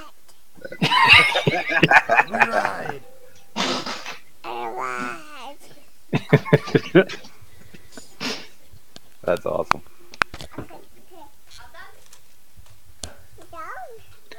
Okay, down. How old is she now? Just coming up on 2 years in May.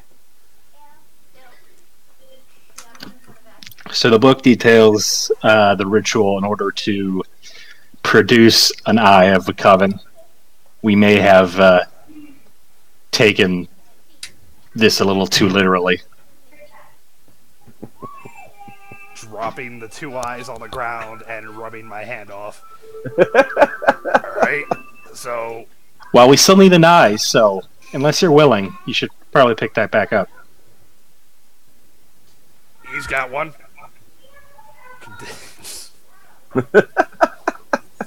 Someone else said they were going to carve out the other eye. Yeah, that's me. I got 2 of them.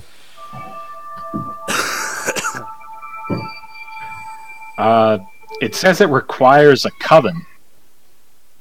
I don't know what a coven entails.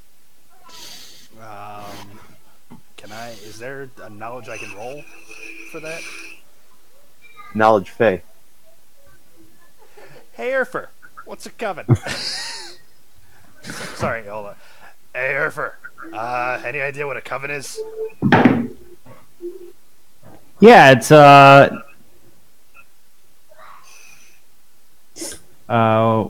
am I just rolling knowledge Fey? Because I don't actually have knowledge Fey. Tisk. You don't study your own lord. I mean, Well, there goes that plan. I did my backstory, but I never actually assigned it because, that's not something I have history. I kind of want to change history to knowledge Fey, but that's okay. Can I do that? No. Yeah. All right, well, that's what I intended, but okay. You didn't tell me that. You couldn't even say knowledge Fey history or something like that. So 12. Yeah, you don't know the details. Yeah, I have no clue. Does anybody know what a coven is? I'll roll. Can I roll as well? Maybe. Does it say what it's supposed to look like? Is there one already here? Just a general knowledge, would that count? Or... Hey, you can make a general intelligence check. I'll try it. 17. 18. Alright, you would both suppose that a coven would deal with some kind of a gathering of the hags, probably dealing with the reason there were 3 hags here. Oh. I'm going to start searching the hags. Yeah, I'm going to search the hag that I just removed the eyes from. I don't remember the full layout of the room. They were around something, right? There were 3 beds in the park in one corner. There was a pedestal with a small orb sitting atop it. The alchemy table was filled with bubbling potions, In one corner of the room, there used to be a large pile of hanging herbs drying, and then in the other corner is a bookshelf, and in the center of the room is a large bubbling cauldron. It was a cauldron. I want to look at the cauldron. I'm gonna go look at the orb. Okay, one going to the orb, one going to the cauldron. The two of you checking out the hags. You find on each of them is a pouch of spell components, basic spell components, including the components for lightning bolt on each of them. So a small iron rod of amber, a small rod of amber, and fleece. Gonna use that to restock mine. Yeah, that's fair. Absolutely. Yeah. You also find a pouch full of various bone fetishes, including one set of bone carved dice. On Hag 1, and on Hag 2, you find what looks to be a small doll, crudely formed doll, a piece of hair attached to the top, and a pin stuck through the center.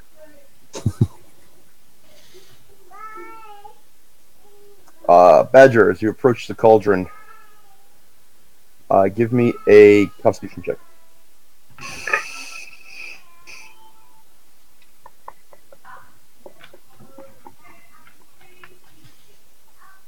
$13. You manage to hold the contents of your stomach in with great difficulty as the smell of boiling flesh hits your nose. Glancing in the pot, you can see what appears to be various small humanoid body parts bubbling about with vegetables. It appears you interrupted a meal.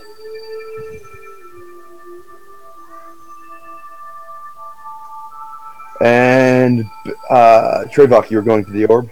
Yes. And the pedestal?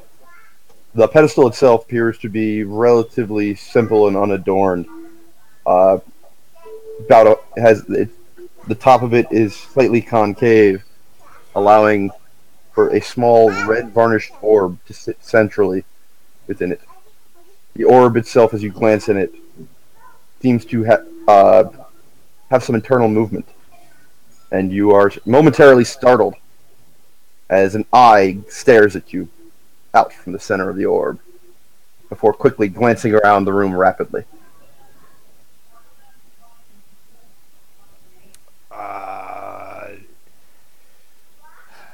Not wanting to react violently. I guess knowledge arcana to try to discern what this thing is.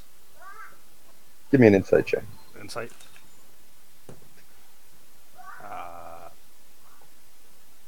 22. It appears to be a magical item with an eye covered in some kind of varnish or casing. It's in a casing. You have a feeling you might want to talk to the guy with the book about the Hag's Eye about it. It's in a casing already, though? It's in a solid varnish casing, yes. Okay. Hey, Baracus. What can you tell me about this? I'll walk up and look at it. It seems to match the parameters of what is described in the book exactly. Well then. And there we go. Bully. Gentlemen, we've got what we came for.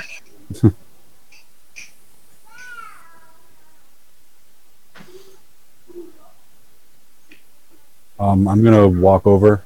May I see that? I'd like to get familiar with this item. Are you asking that about the Hag's Eye? Yeah.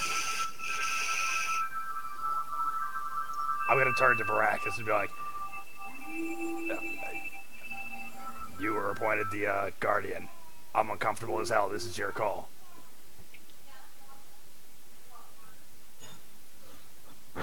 Boy, he's dead.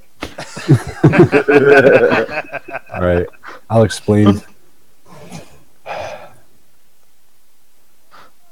I can usually locate objects I'm familiar with. If your dwarven associate tries any funny business, perhaps I can locate this orb and track him down.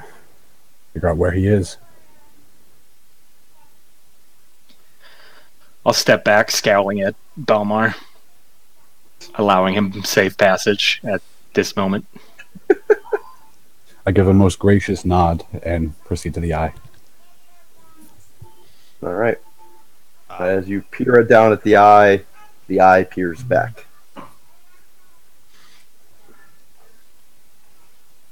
Quick, put on the One Ring. I think it's creepy. I'm gonna look for like a sheet. It's already in a casing. Give me a perception check. 17. All right. As you pull a sheet off of one of the nearby beds, a sealed envelope flutters to the floor. Badger, that's the letter that you wanted to read. I'm gonna say. Ooh, a letter? Ooh, Yeah, pocket. looks a letter. It looks like a letter. This might be the letter they were talking about, but so I'm gonna hand it to whoever's closest to me, and then cover the eye. But this thing is fucking creepy. I snap into attention. Give it to me.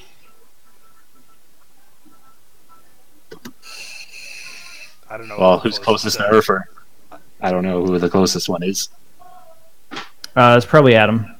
So Yeah, I hand fine, it. Trayvok is right there. Badger was over by the cauldron. Then So I will grab the letter and pass it to Badger.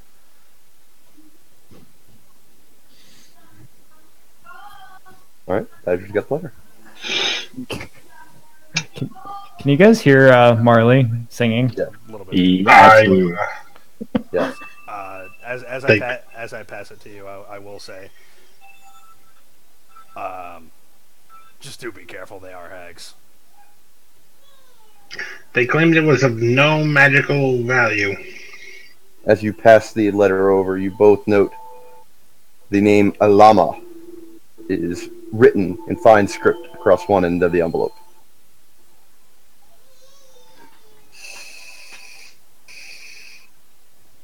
Yep, which is the mother. Yep.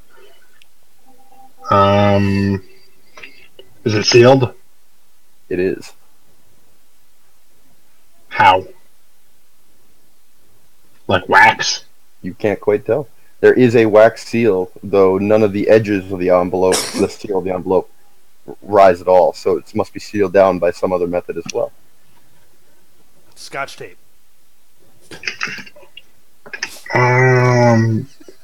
Sorry. I take out my dagger and cut it open. Give me a strength check. What? You heard me. I did hear you. Sealed by 15. magical purposes, I guess. You fail. The dagger fails to either cut the paper or work its way under the seal. I'll try again. 20. Once again, your dagger fails. Badger. Sometimes messages can be sealed by magic, only to be opened by the intended recipient. Watching the struggle and hearing that, can we dispel it? Then dispel it. That's not in my repertoire. And if Dave were here, he probably could. It's in mine, but I already used it to open the door.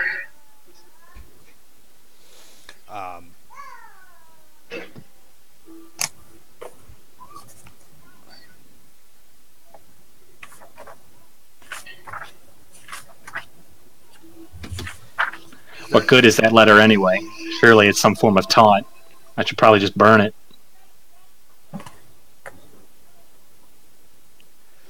If I can't open it with a dagger, I doubt you can burn it.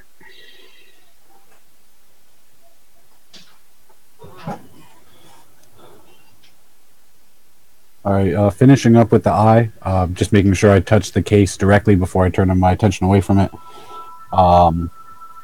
Pass it here, I might be able to work something out.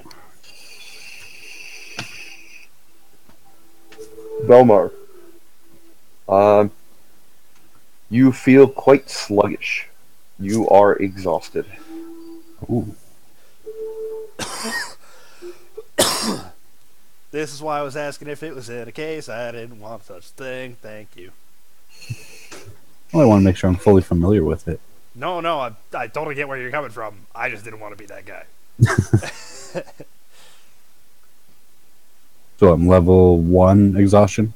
Mm-hmm. Alright, so just disadvantage on ability checks. Just, he says, just. Lauren says, make sure you roll well tonight. And Mike takes it upon himself to just not do that. To the party. I think it is time we leave this place. Can I see the map real quick before? Yes, there is a door to your south and a door to your north. The north door is the door the hag attempted to escape through, showing off the lush landscape beyond. A simple wooden thatched door covers the southern end. I'm going to go back into the room with the children. Did you give me the letter?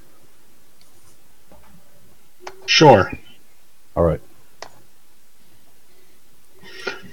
I'm going to lift up and carry the body of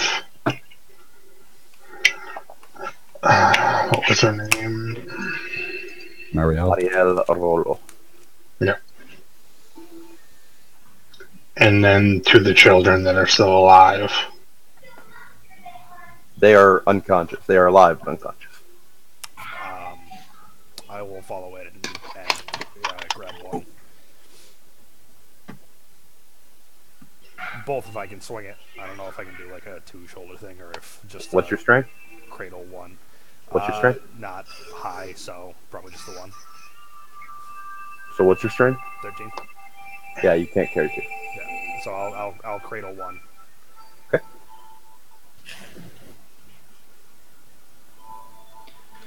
Urfer will get the other. I'll open the southern. Fuck. No, I won't. What am I getting? I'm kidding, Dave. Don't worry. Well, while they do that, I'm casting Dispel. Dispel Magic as a 4th level spell on the letter. Or the envelope. Dispel.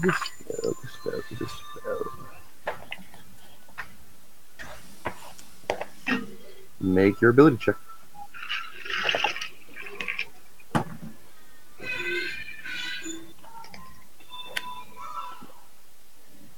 It's going to be a 16.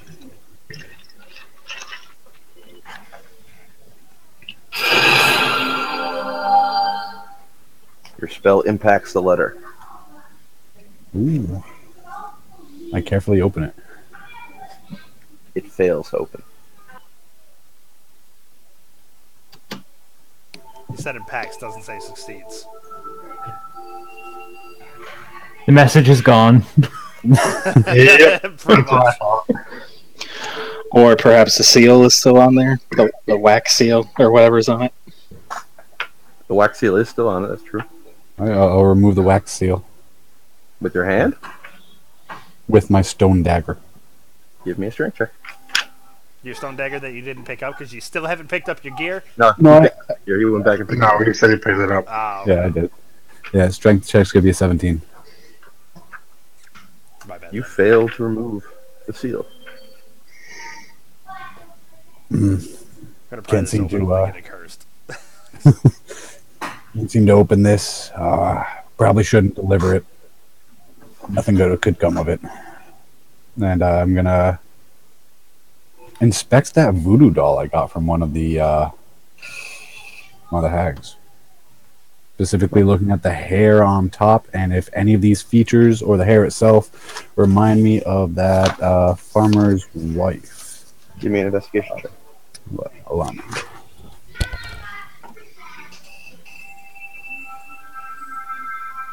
Maybe a 12. A 12? Yeah. You don't recognize the hair. The doll itself, though appears to be crudely made, seems surprisingly durable. The pin stuck through it has a small ruby on its tip, and the pin itself appears to be made of silver. All right, I'm going to carefully place it in my bag in a way that won't disturb the pin, drive it in any further, or take it out.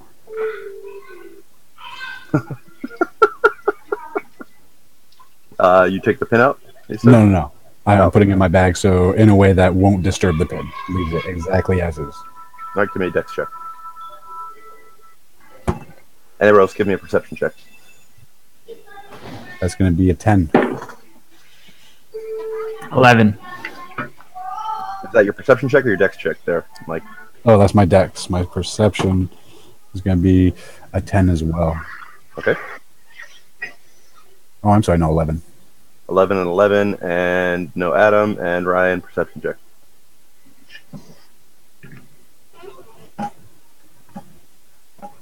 Was it perception?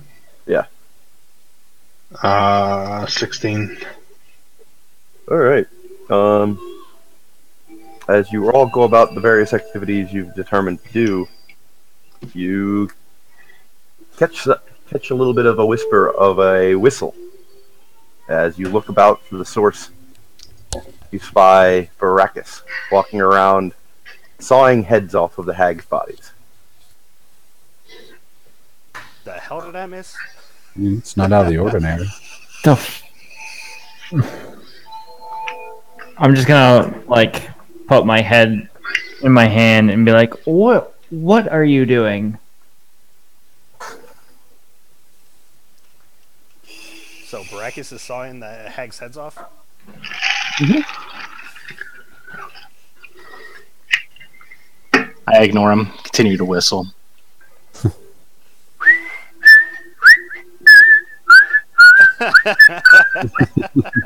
That's exactly what I picture.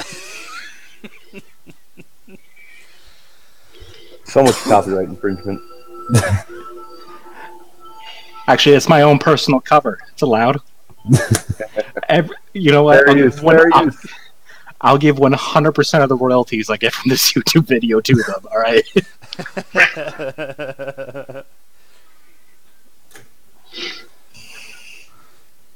And now, if he ever gets any royalties from this video,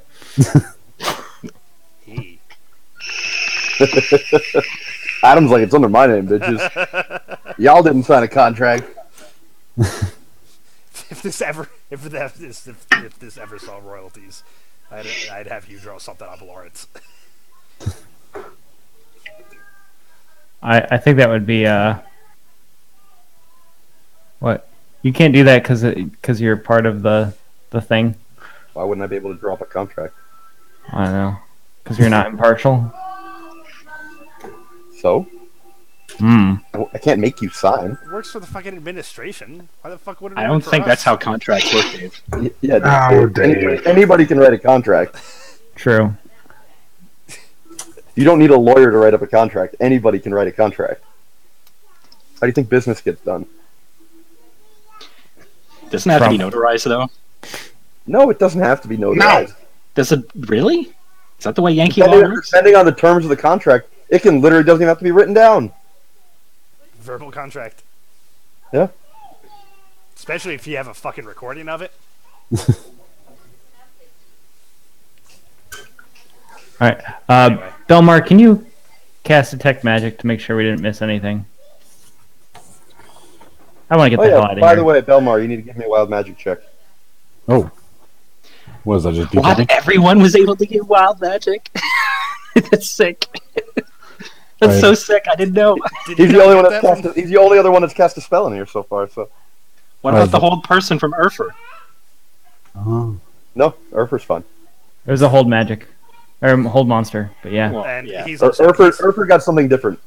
He's also he's also a Fey servant on the Fey plane, so. Fair enough. What was your wild magic check? Is that just a base D20? Just roll a d20. All right, that's a 10. All right. Anyways, yeah, go back to do what you're doing. All right. After I put that voodoo doll in my bag. Wait, did you see where the whistling came from? Oh wait, no, Baracus. I'm sorry. I'm going to go to the kids, and I'm going to I'm going to sadly pick one up very carefully and head towards the door. As you pick up, I want to know what body you pick A live up. kid or a dead kid? I thought the live kids were already taken. No. Badger No, they're all unconscious. Badger grabbed Mariel's body. Trevok grabbed one of the live kids. All right, so I will grab one of the live kids. You'll grab the other one? Yes, the other live kid.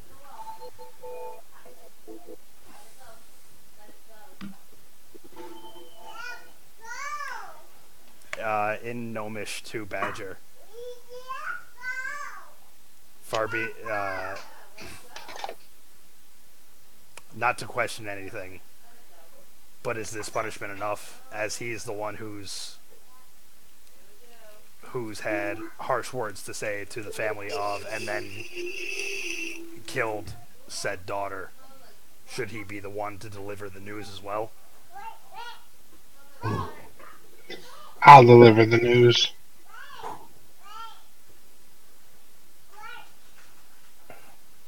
I nodded that.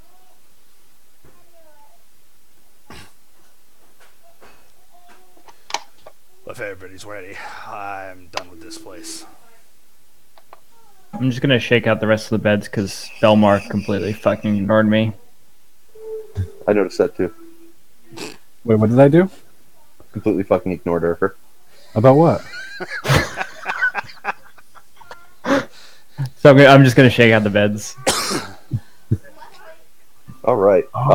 In the process of doing so, you find what appears to be a small strong box located underneath one of the beds. Neat. Go Dave. Yeah, I'll try to open it. It is locked. Take it with me. Okay. 12 pounds. It jingles as you pick it up. I hear that jingle jangle. Thanks, Bootsy. Yeah, I'm casting Detect Magic now. Wild magic check, please. Oh, yeah. Not one? Hey! Oh, shit. Chris is like, what the fuck? Fuck. Tell me that I'm removed from him, right? Just in case this Oh no, random you fireball. guys are all pretty close together. Oh no. So I pick up one of the surviving kids and then Wild Magic. And then wild magic. I pray to God you don't fireball. And you kill the survivor. It doesn't matter if he knows fireball or not. I was still going to cast it if he rolls that number. I know. That's what I'm saying. He's gonna fireball kill the 2 remaining kids. All right. Belmar. Beneath the mushroom coating and the fungal coating, your skin turns a vibrant shade of blue. Ooh. Permanently. Permanently? Okay. So I'm the Wait, blue hold on. man. That's it though? I'm way okay with this. He's now blue with mushrooms. He's a blue dwarf with mushrooms growing on him. I'm alright with this. People are gonna be like, "Oh my God, you're so in tune with nature." He can be Papa Fungi Smurf all he wants. That's cool. He's pretty much a Smurf, yeah. Belmar's Papa Smurf. That's so great. You're not going to have any in-character reaction to the fact that your skin just changed colors? Considering there's mushrooms growing from them, I think I'm all reactioned out. Can I just kind of accept it. Yeah, everybody can see this. He's a very bright blue. I'm gonna turn away from him and be like, I just don't care anymore. I want to be out of this place. He is a very bright blue. And I'm going to start walking out the door back the way we came from, while singing hushed dwarven lullabies. Aww. Belmar, are you okay? Hey, there you go. Somebody reacted. I was about to, but I had a question. Okay, what's the question? Are tieflings a similar color, or are they more like purple? You have a more purplish hue to your skin. It's like a red purple, right? And it's a darker purple. This is like a bright ass blue, right? Whereas, yeah, he's a bright ass blue. He's like dark blue. Like blue. Yeah, like Adam's shirt, blue. Yeah. I'm gonna let out a mad cackle.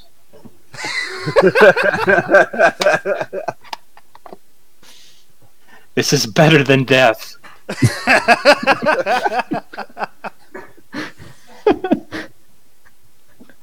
In response to Urfer, without making eye contact, I'll be fine.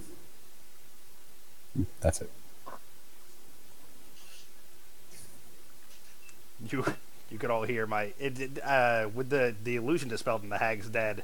Is the hallway different now? There is no hallway. There are no stairs. There's no hallway. So this room just leads to nothing. Just back to the previous. What room? You're in the hut. Yeah. There's a thatched door to the south wall, and then an open portal to the north wall. Because we grabbed the children from a different room, it looked like. Oh yeah, that's a slightly side room. Yeah. So there's not a door in there. No, not at all. All right, so back into the hut. Nobody opened the south. No, wait, Brachus went to the south. Nobody opened the southern door. I'm gonna go to the southern door and open it. All right. I went to and then second guessed myself and wanted to get out of here. You opened the door, revealing pure blackness.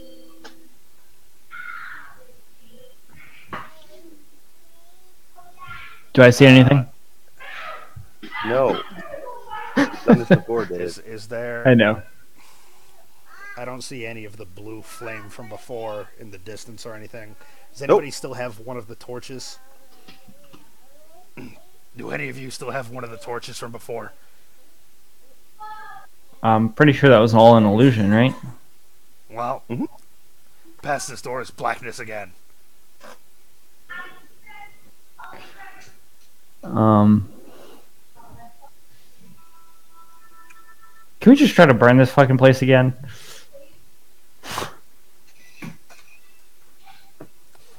Give me a wisdom check, Dave. Okay.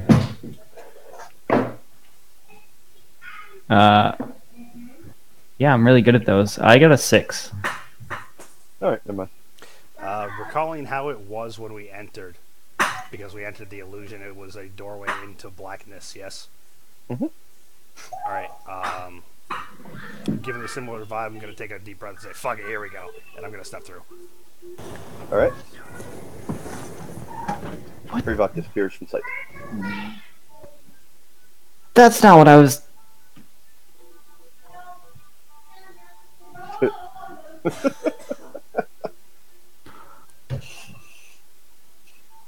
Adam has a tendency to walk into portals. Sometimes to his doom, but... I am going to throw the 2 heads in my bag. All right, Start shaking my head. And I am going to wrap some rope around my waist. And with the loose end of the rope, I'm going to throw it into the darkness. And I'm going to lean up against the bookcase. Okay. I'm not going in there. The rope flies through the doorway, and what you can see of the rope falls limply into the door frame. If I'm on the other side and can see the rope, I want to start tugging on it. We'll get to you. I just... just saying. I'm going to scream, hoping he can hear me. Not scream, but speak loudly. I'm not going in there. I don't know if you can get through again, but there's some rope.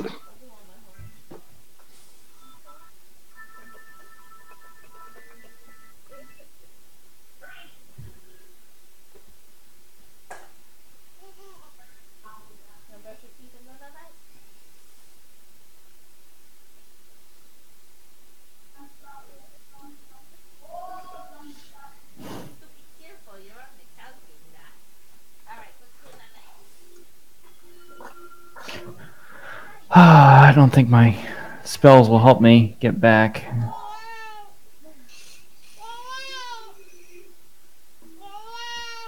Oh. Oh. Night. Night. Night. Night. Yeah, sorry. Night. Kids going to bed. Night. Night.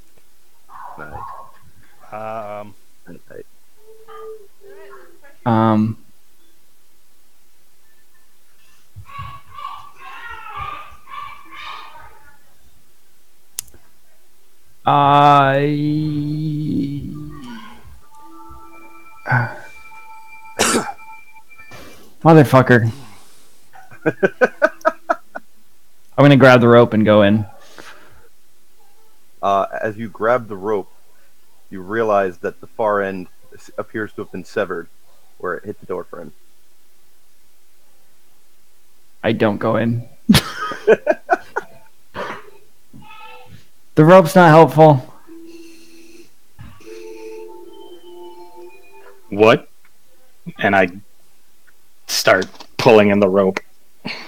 You realize you are holding about 6 feet of rope before you reach the end, where it appears to have been a perfectly clean cut through the edge of the rope.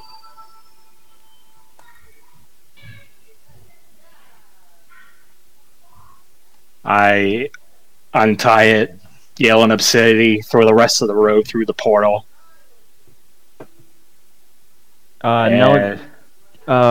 Wait. Go read the book. The dimensional portal book. Out of character. The one he fucking gave to you? And then I gave back to him. No, he definitely gave it back. Oh. Well, considering the amount of time that has expired, I'm going to tell everyone to move away. I move away. How far do you move away, Dave? I move away behind whatever I can find to get shelter from the fucking portal. Alright, I cast Comprehend Languages. No dice. No dice. I magic check first, before I even did anything. No dice.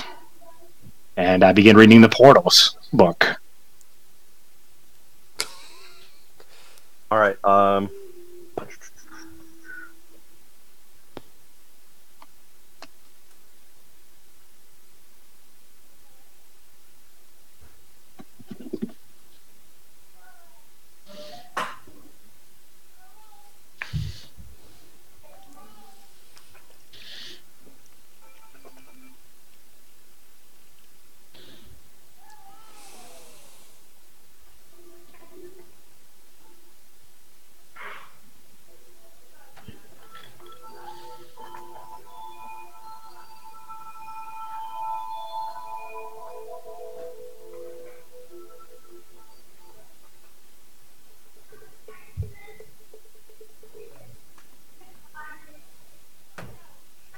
Baracus, where are you standing? You're in front of the door, or you stepped away from the doorway, or? I'm leaning up against the bookcase. Okay.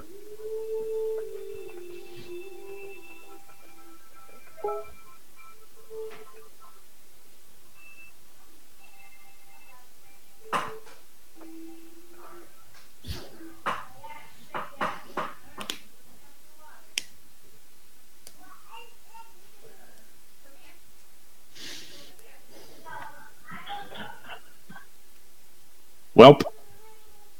This is going to take many spells and many hours for me to figure out anything. So, we take a leap of faith, or you give me time. But I don't know if he can make it back. I feel like he would have by this point. As you were saying this, a fist-sized rock flies through the doorway, striking the cauldron in the center of the room.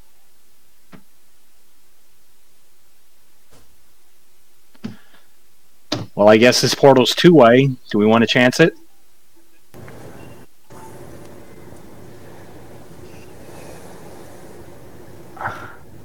We need to get the children back, but they can't they can't traverse that swamp by themselves.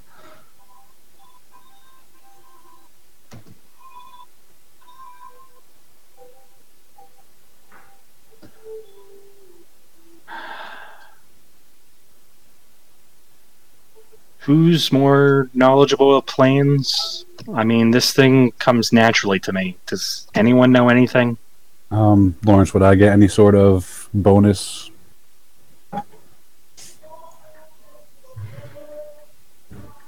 Bonus for Any knowledge about planes or anything like that? no. You can make a knowledge nature check, but it's not going to help much. All right. Can I make a knowledge arcana? Sure. Yeah, that's a 10. Yeah, you have no idea. That's an 11. You have no idea either. As you all sit about pondering, scratching your chins, a large coil of rope comes flying through the doorway.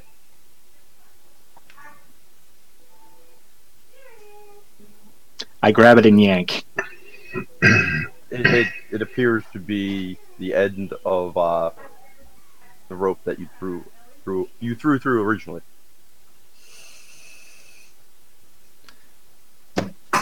Stay here with the children. Sing my song if I don't come back.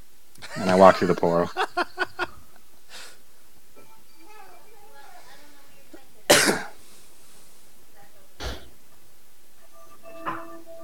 For the record, I'm basically standing on the end of the portal holding a dead kid.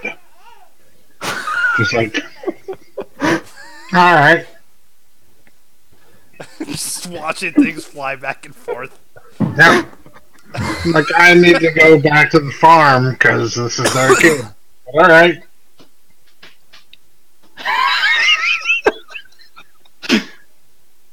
Um,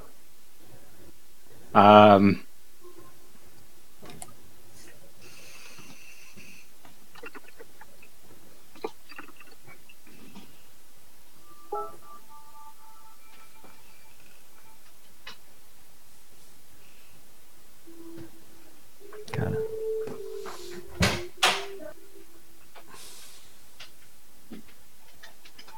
All right, Baracus reappears inside. it's a portal to the front. Let's go, guys. Adam, why did you just walk back through? The rope got sheared. I didn't know if it was a two-way thing.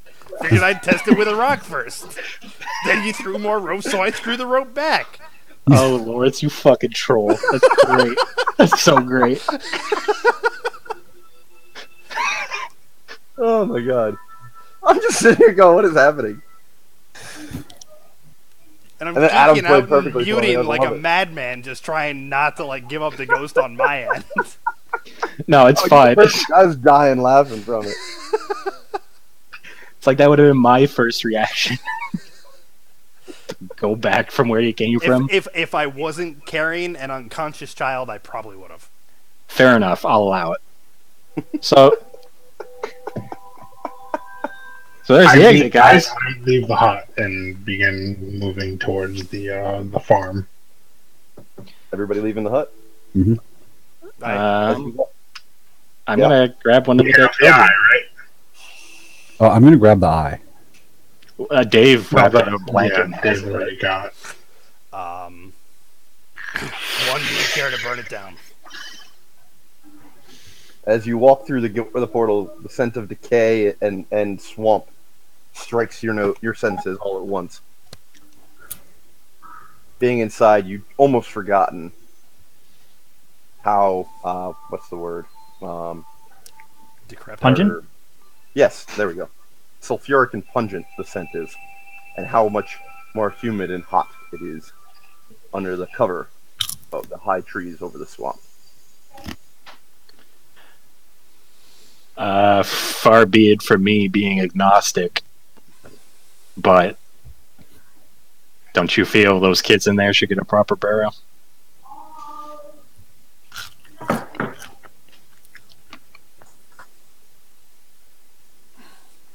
A burial Yeah. is a pleasure when can be afforded, but last rites was given to him, and I just hesitate to leave something like this standing when there are undead milling about.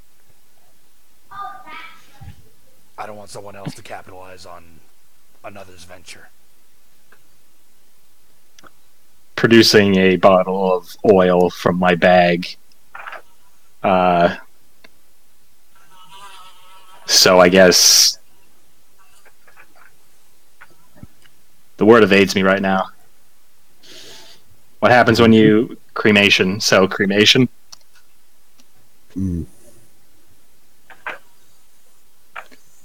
I could summon an earth elemental to bury them here. I'm just trying to be respectful to your culture, so whatever you guys think is right. I would prefer them be buried. If we have a few minutes, I'd like to go back and bring them out, give them proper send-off.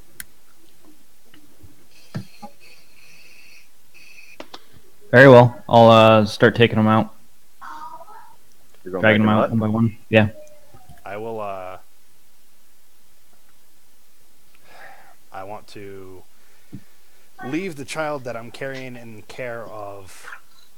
I suppose Badger and Baracus are staying behind at this point. If Belmar and Urfer are going in. Before that, Knowledge Arcana. What are you trying to learn? I want to learn if the hags being dead, if this portal is going to be up for too much longer. All right, give me a check. 16 plus 5, 21. You feel like it's a good possibility that without someone to maintain the portal, it may indeed collapse. The portal may collapse. In fear of losing you guys, it's cremation or we leave them. Urfer said he went back in the hut. I went back in. I go back in, grab them by the shoulder, and pull them back out as quickly as possible. We have Upon the this two live. realization. We have 2 live kids, right? Mm-hmm. Yeah. 2 live kids and 1 dead body. 2 dead bodies. Brackets brought a dead kid out too. 2 live crid. 2 live crew. Shit. Okay. Everybody else is staying outside the hut? I won't go back in. Alright. Baracus. As you walk in and reach for Urfer's shoulder, both of you give me a perception check. 18. 24. You both catch sight of what appears to be you don't know what the proper term would be, perhaps it's a flock of tiny winged humanoids flying directly towards the door on the north wall. You can see them coming from the ethereal planescape before you.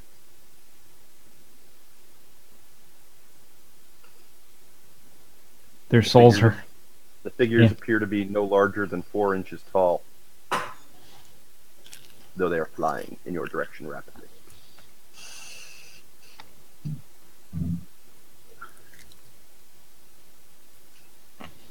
This is more your realm of... but I assume the emissary senses... He had knowledge Faye. When cherubs attack.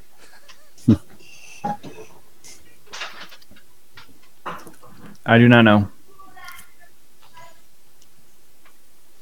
Did you just choose not to know, or did you roll and fail really bad? I'm pretty sure. No, I don't. You'd think you Yeah, would, I still grab you and try to yank you out.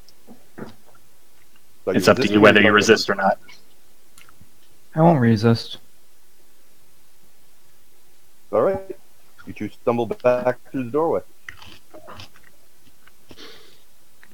Sorry, Urfer, I don't know if the portal is going to stay up long enough or not. I don't want you caught in there.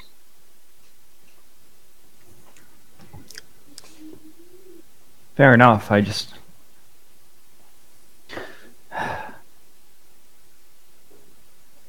I guess I need to,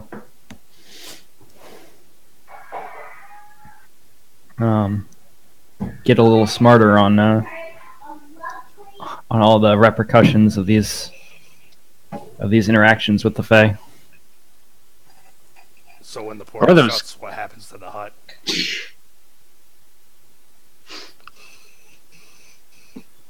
I would guess it becomes just a normal hut.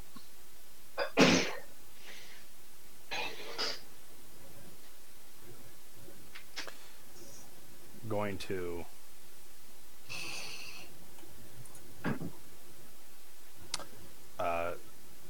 lean the unconscious child up against the nearest tree in as comfortable a position I can, I assume. And I'm going to Just FYI, you all feel your magic returning to calmer levels within you. Urfer, you no longer feel as strong as you did. Belmar, you're exhausted level 2. Oh. I'm going to approach the portal door, strike a torch, and toss it through. I cast Mage Hand and grab the torch Before it goes through the portal? before it goes through the portal. Oh, okay. Trevok, as you toss the torch, it suddenly halts in midair as a glowing ethereal hand grips it. I saw some tiny creatures seemingly carrying the remainder of the dead. I fear those may be the emissaries' underlings carrying their souls. I do not wish to torch them. Agreed, I just know not of time frames. No, it's fine, you weren't in there. I should have said something sooner. I will, so, douse the torch, stow it, pick up the kid again. So then we return back to the unfortunate task at hand.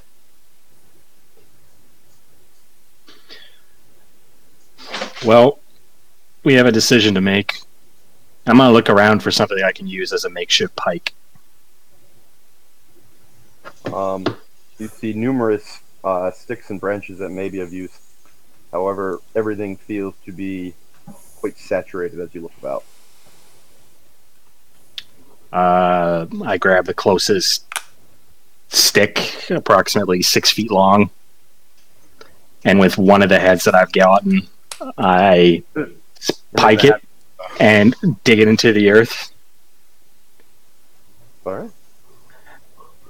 And the other one I toss to Belmar and say, I guess we got to decide what to tell him. Belmar, are you going to be the hero, or do we throw you under the bus? And I walk back towards the farm. What's a bus? Carriage. Say carriage. Or do we throw him under the carriage? There you go. And I throw him in the head. Perception check. Perception check? Yep. Shit, not typing.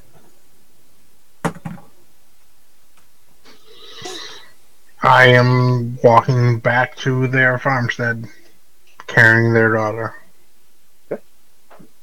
Badger trudges off into the swamp. I am following behind Badger, singing.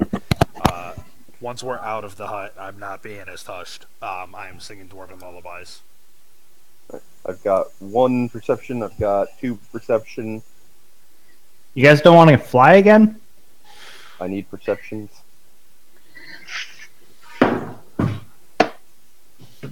23. 18. 15. All right. As you start to move off, you all note to be lagging further and further behind. Ash appears to be sunken, almost as if he's growing malnourished, or had been for an extreme period of time. You'd guess by looking at him. Who is this? That's despite his vibrant hued skin. Belmar appears malnourished? He needs light. Quick, let's water him. Uh,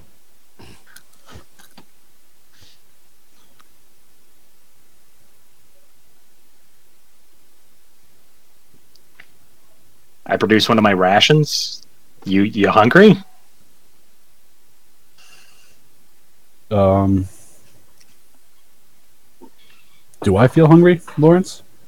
Do I still have an appetite for food with these new afflictions?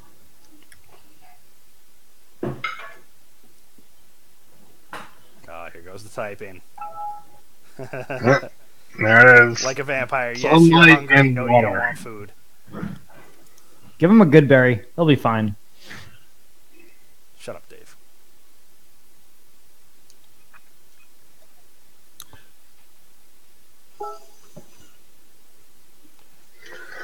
All that being said, I'm ignoring Belmar. Mike doesn't like my answer.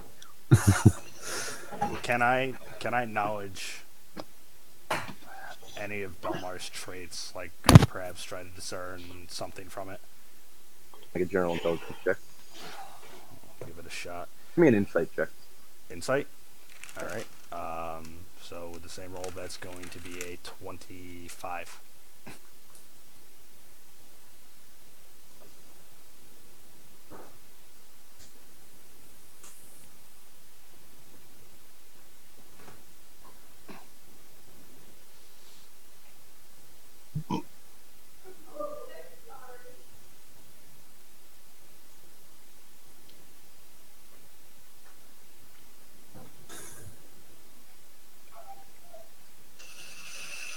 Yeah, I will accept the food, surprised, and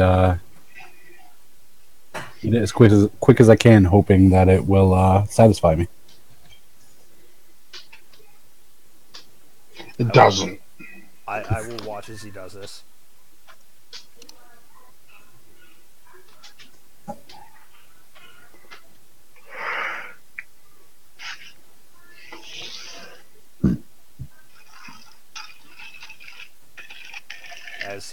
As he tuckers in, is there any sign of difference? His skin does not change, and you catch a fleeting grimace across his face. I didn't expect his skin to change. I'll be quite honest with that one. But he had a grimace. A fleeting grimace across his face. I inspect what's left of the ration in my hand to see if there's anything wrong with it. I will say It appears to be perfectly fine. Calling out to Belmar as I continue marching after Badger. It's an educated guess, but you appear to have grown a fair amount of flora. Perhaps your answer isn't food. Maybe you should search after some light.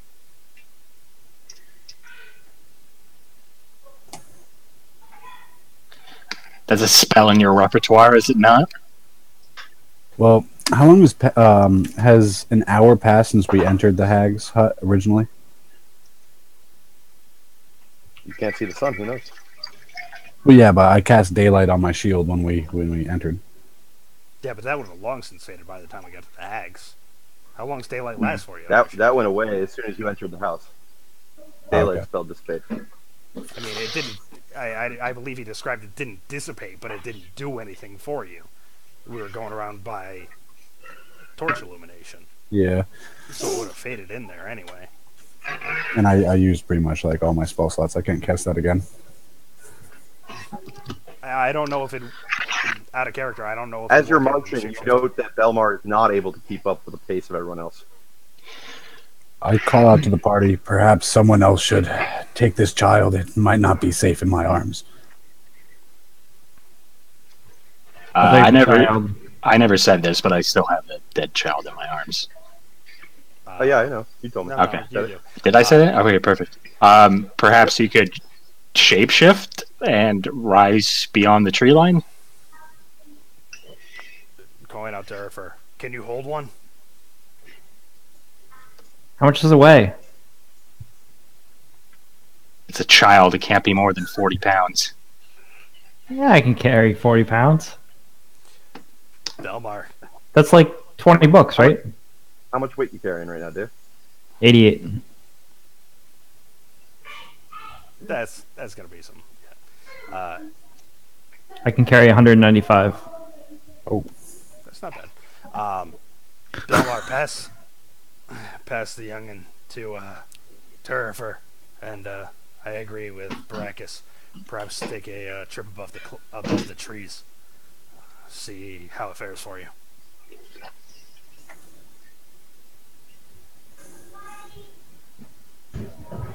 Take the child. You want any more? I give him the child. I look up through the trees. Does it look like I'd be able to follow the party and see where they are through the tree line? Maybe with great difficulty. Dude, I don't care if you go up and just straight Superman, just...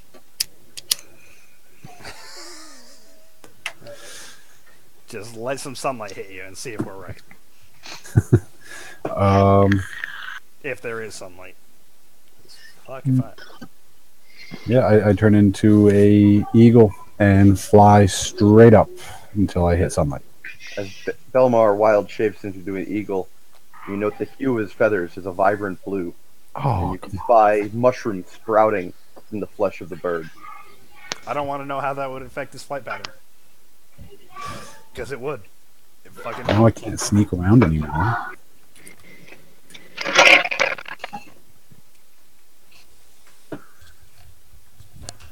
Your flight speed is reduced by 5 feet. Okay.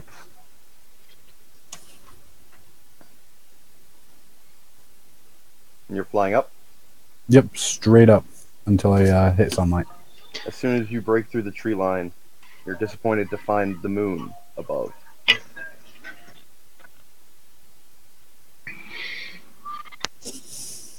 I come back down.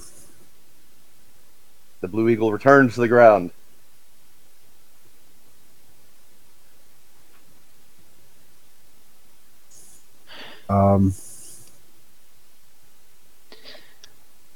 Assuming you can't talk to us, I'm going to say, no bueno, huh? And I take my water skin. Oh, God.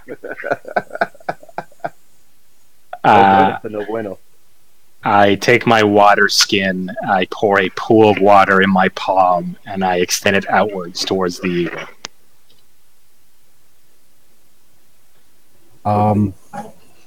I land in his hands and try to get that water on my body. You're a friggin' eagle. Yeah? How are you gonna land in his hands? You can land on my forearm. I land on his forearm. I was talking to Dave. What? Alright, you land on his forearm, and you're what? Hold on to his hands? I'm trying to kind of dip my body into the water and see if that helps.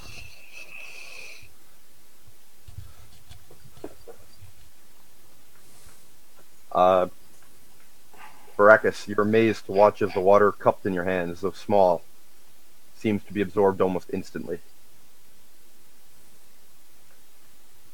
Huh. That must be it. And I'm going to pour a third of my water skin just directly on top of him.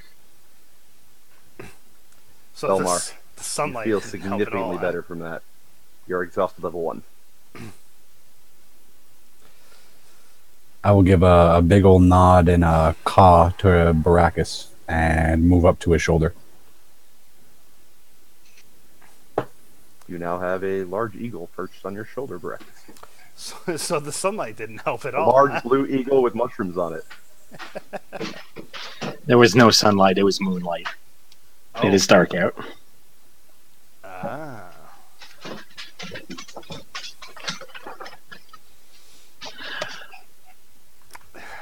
Then Well, I'll give you your chance, friend.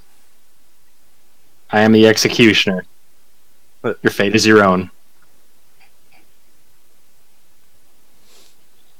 I give a nod. continue the solemn march that we were on. All right. I'm disappointed in you, Adam. So you guys really don't want to fly? Can we fly and carry these children at the same time? You're disappointed in me? Can we carry? I think flying allows you to carry your normal carrying capacity, so I don't see why not. I do not wish to chance dropping them. I'm just saying, there's like we saw some gators, and however, if it isn't above our druid friends, maybe we could ride them. I shake my head. I already told you he wouldn't be ridden. To carry a sickly child back home, that's above him? I'm genuinely curious, Ryan. What's your response to that? You're muted, by the way. I would make an exception to that.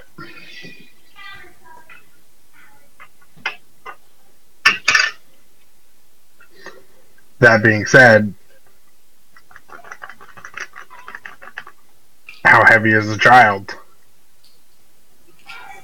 This kid's about 45 pounds.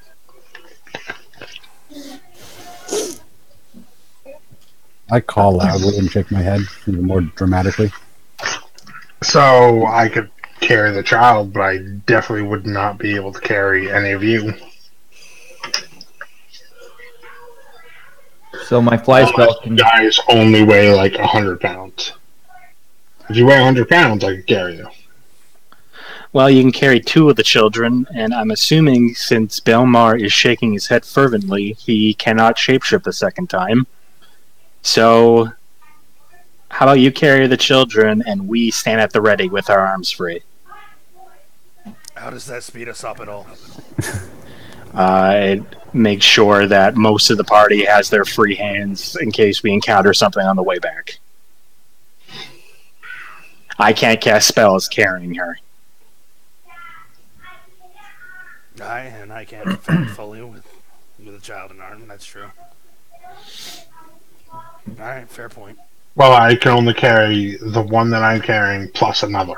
So there's still one to be counted for. Two. We've got two dead too. That's true. I forgot the live ones are unconscious. That is a very fair point, Ryan. Sorry. I mean, he only has to carry the live ones. Really. Oh, yeah? God damn what, are we gonna play this? Mike. We're gonna play this Assassin's Creed, like just toss the dead child to the No, side, but I'm like saying we can ha carry them. We don't have to worry about the dead ones being harmed. We still bring them to their destination. We just keep the live ones out of all right. Despite how abrasive you put that, we should probably just bury the dead ones. Yeah. Except you're carrying back one of the dead that you wanted to return. I disagree. We are The children should be returned to their homes. Shifting back in the Badger. The children should be returned to their parents. Period. We are in the middle of an undead scourge. Any unattended body, corpse or otherwise, is just gonna bite us in the ass. Maybe literally.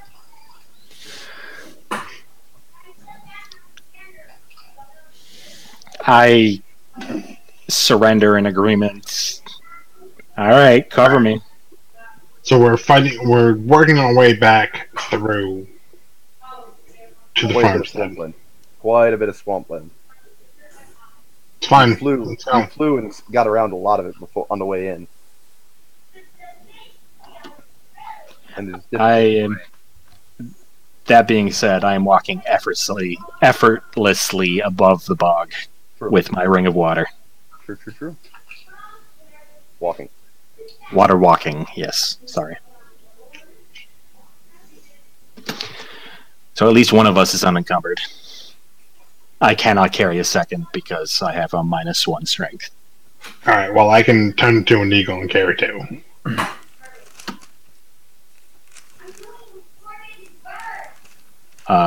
You mean a giant eagle, right? Yep.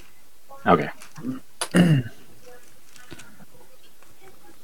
And I can carry, well, technically I could carry two, but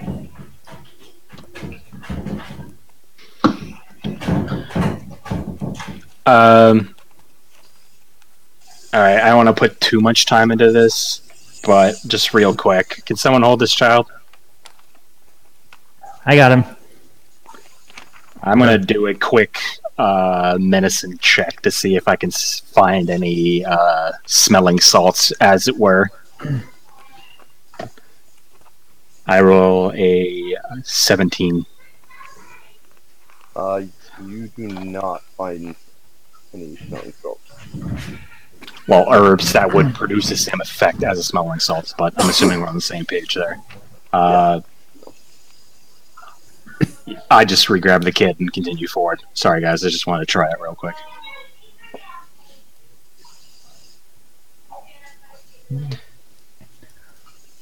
So is my math still wrong? We can't have 3 people fly carrying capacity? I don't want to drop the kids or have the opportunity to do so. So I'm refusing to fly. Okay, I just don't feel safe carrying 2 kids, but I could carry the weight. I just don't feel like I could physically carry them. I actually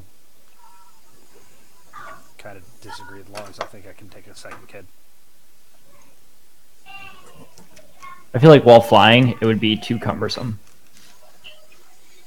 I mean, I'm basically just a big ass bird just holding 2 corpses.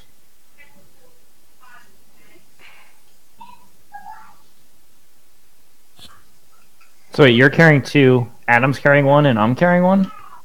So Chris isn't carrying 1? Not at the moment. You took the one from him. Yeah, I took the one from you back. How many were there? 4. There's 4. We've got 2 unconscious, 2 dead. Okay. You've got Mariel. Yep. I had one of the unconscious but survivors. As did... Now Urfer. Now Urfer. Formerly Baracus. Formerly Belmar. Formerly Belmar. I took a dead one, so there's 4. We had 2 live and 2 dead. Originally, I took out a dead one.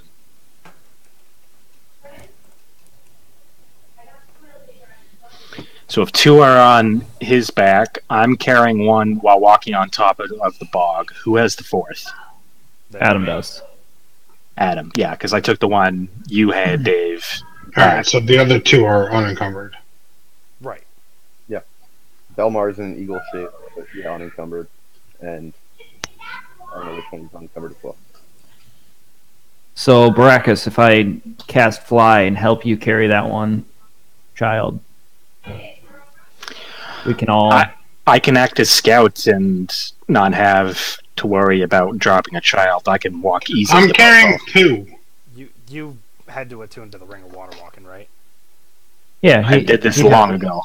No. It was... My question was going to be more to the point of I could trade. If you gave me the Ring of Water Walking, I could carry 2 and move effortlessly while you still acted scout. Kind of thing. Or something like that. And then I wouldn't be encumbered, but then you would, so it wouldn't matter. I mean, we'd have to sit here and have you attune for an hour. Well, that's why I was asking. It's all a moot point now. Move it on.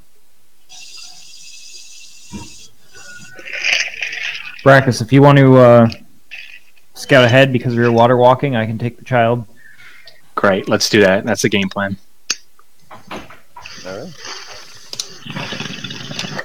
Perception checks from everybody.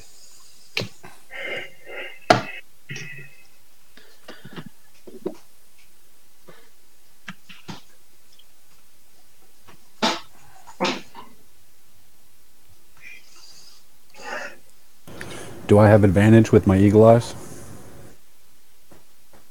No. Okay. It's dark. Legolas, what do you see with your elephant eyes?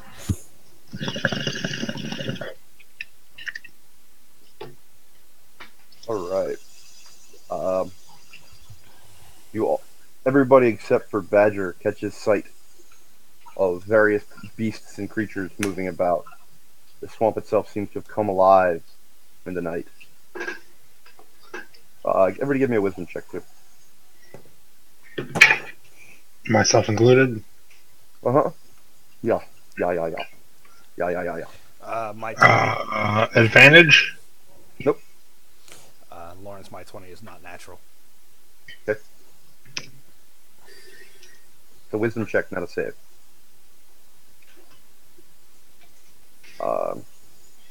You each take a moment to realize the oppressive sense of wrongness that you felt on the way in seems to be dissipating. Is it lightening up as we travel? Are there less bugs?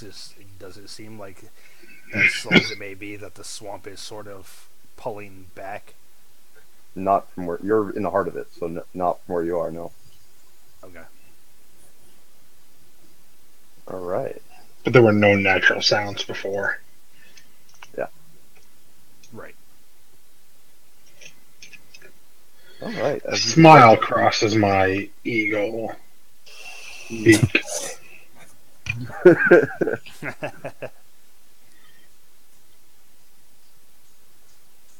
All right. You all do feel quite tired as your bodies come to realize it is nighttime. You continue trudging.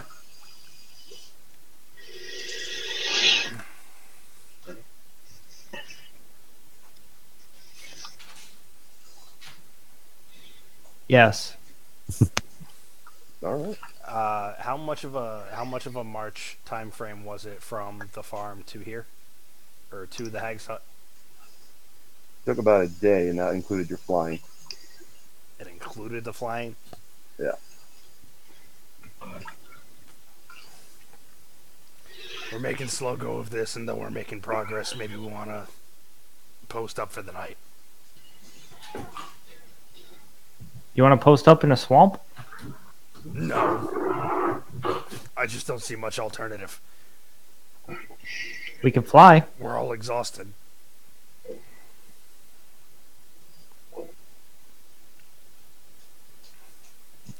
You keep saying we can fly. Can I knowledge? I'm gonna knowledge fly, knowledge arcana for fly. Okay. Because I don't know if we could actually carry the fucking weight that we're carrying with fly. 19. All right. You can read the schematics of the fly spell.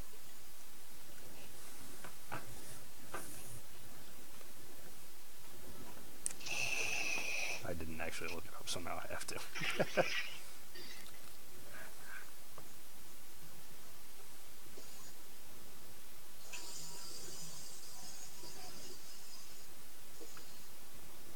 Alright. That doesn't. Alright, cool. In other words, generally your carrying capacity shouldn't affect your flight. Right. Is that what we want to do? We want to just fly the rest of the way? Make it easy on ourselves? If Baracus doesn't feel comfortable carrying a child while flying, I can... Well, I'm no longer carrying a child, so... Yeah. As long as you claim full responsibility. He never took the kid back from you. Yeah. So, instead of... I think it's a much better option than to try and set up camp in a swamp. Then let's fly out of here. Badger, we're going the right way, right? Survival check.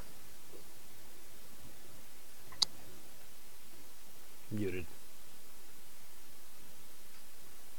No, I know. I was still rolling. I just wanted to make sure. Sorry. 24. You are confident in your direction. Then I say... And I... Yeah, I didn't say shit. Oh. He's also an eagle form. So all Literally. you're As well. is, Yeah, it's pretty much I just call at you. Or screech at you. And not up and down. Can eagles see in the dark? No. I ask. No. I ask Adam. Or I ask Trevok and Baracus. Can eagles see in the dark? All right. I'll roll this. Why wouldn't you ask me? I'm a fucking eagle. I'm an eel right now. All right, fine. I will ask you. Technically, so is Belmar sitting on Brackus' shoulder. Like, what Yeah. the fuck? Are we all rolling? What's going on for this? Anybody that wants can roll knowledge nature, or the eagles can respond. Yeah, I will roll, and I will give you a 22. I'll shake my head. Shake my head. You agree with the eagles? I agree with the eagles. I shake my head.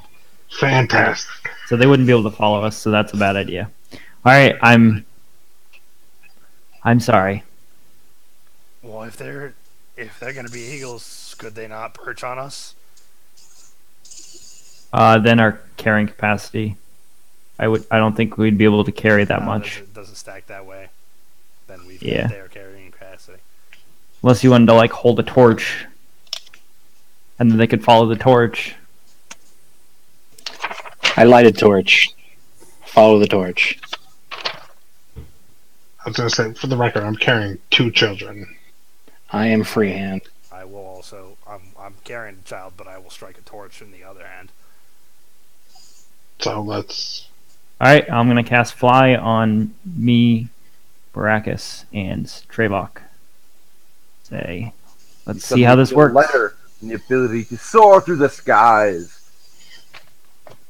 I'm gonna say, Trevok, follow me, and I'm gonna continue going in the direction that we were going, because I can see in the dark.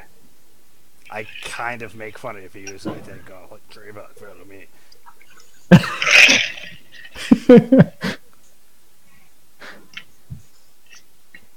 All right, you fly as fast as possible for the 10 minutes of the spell. Mm-hmm. Or you are forced to descend once again. Still in the murky swamps. As we descend, I say, we could wait an hour and do it again, No, or we let's can not- just keep going. Let's not take a rest. Let's fly, he said. It'll be better than resting in a swamp. Covered You said serious ground. sleep. I said rest. There's a large difference. You did cover some serious ground flying as opposed to. We're just still gonna give him a hard time. All right, just saying. Was it difficult terrain? Is like half speed, Yep. and then flying is 60 feet instead of 30 or 25 because we're. You move very fast flying. Well, either way, we have to post up and take a load off her at least a little bit. I haven't used many spells, so I'll take watch. Is this the plan on how you're going to proceed? So wait, are we resting for an hour? Or are we just going to push forward? It's just Baracus, Trevok, and I who are really making the decision. I guess I can ask the Eagles, yes or no, stay or go? Should I stay or should I go now?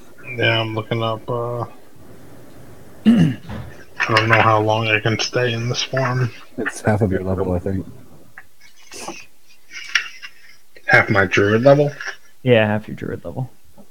So he's reverted about 10 miles back. No, I have an hour and a half.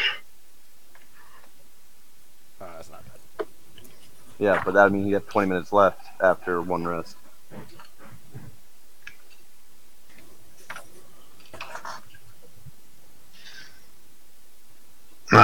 We should push. Okay. So I'm carrying 2 kids. Eagle says yes to push. Yep. I nod fervently. And I'll say So working the Blue Eagle? he's a mute blue eagle who fucking absorbs water.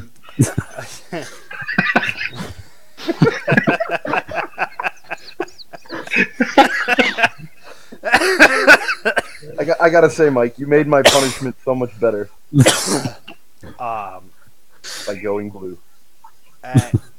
At Badger's nodding, I will just continue to muscle forward. I say, then we go. I just don't have any way of going faster. And I'll just start slogging through. Okay, and I'll say, Rakus, keep an eye out. Yep, I'm going to walk left to right, essentially at the pace as they are going straight forward. Right, everybody is exhausted level 1. Cool. Disadvantage. Disadvantage on ability checks. Perception checks, everybody. Disadvantage, yo.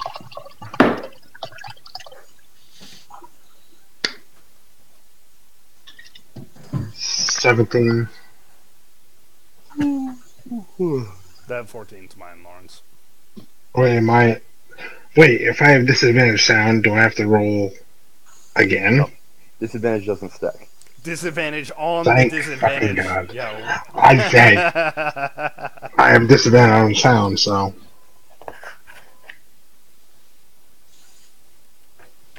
Yeah, so 17. Is the plan to march through the night? Yeah. From what I've gathered, yes. Yeah. Yep.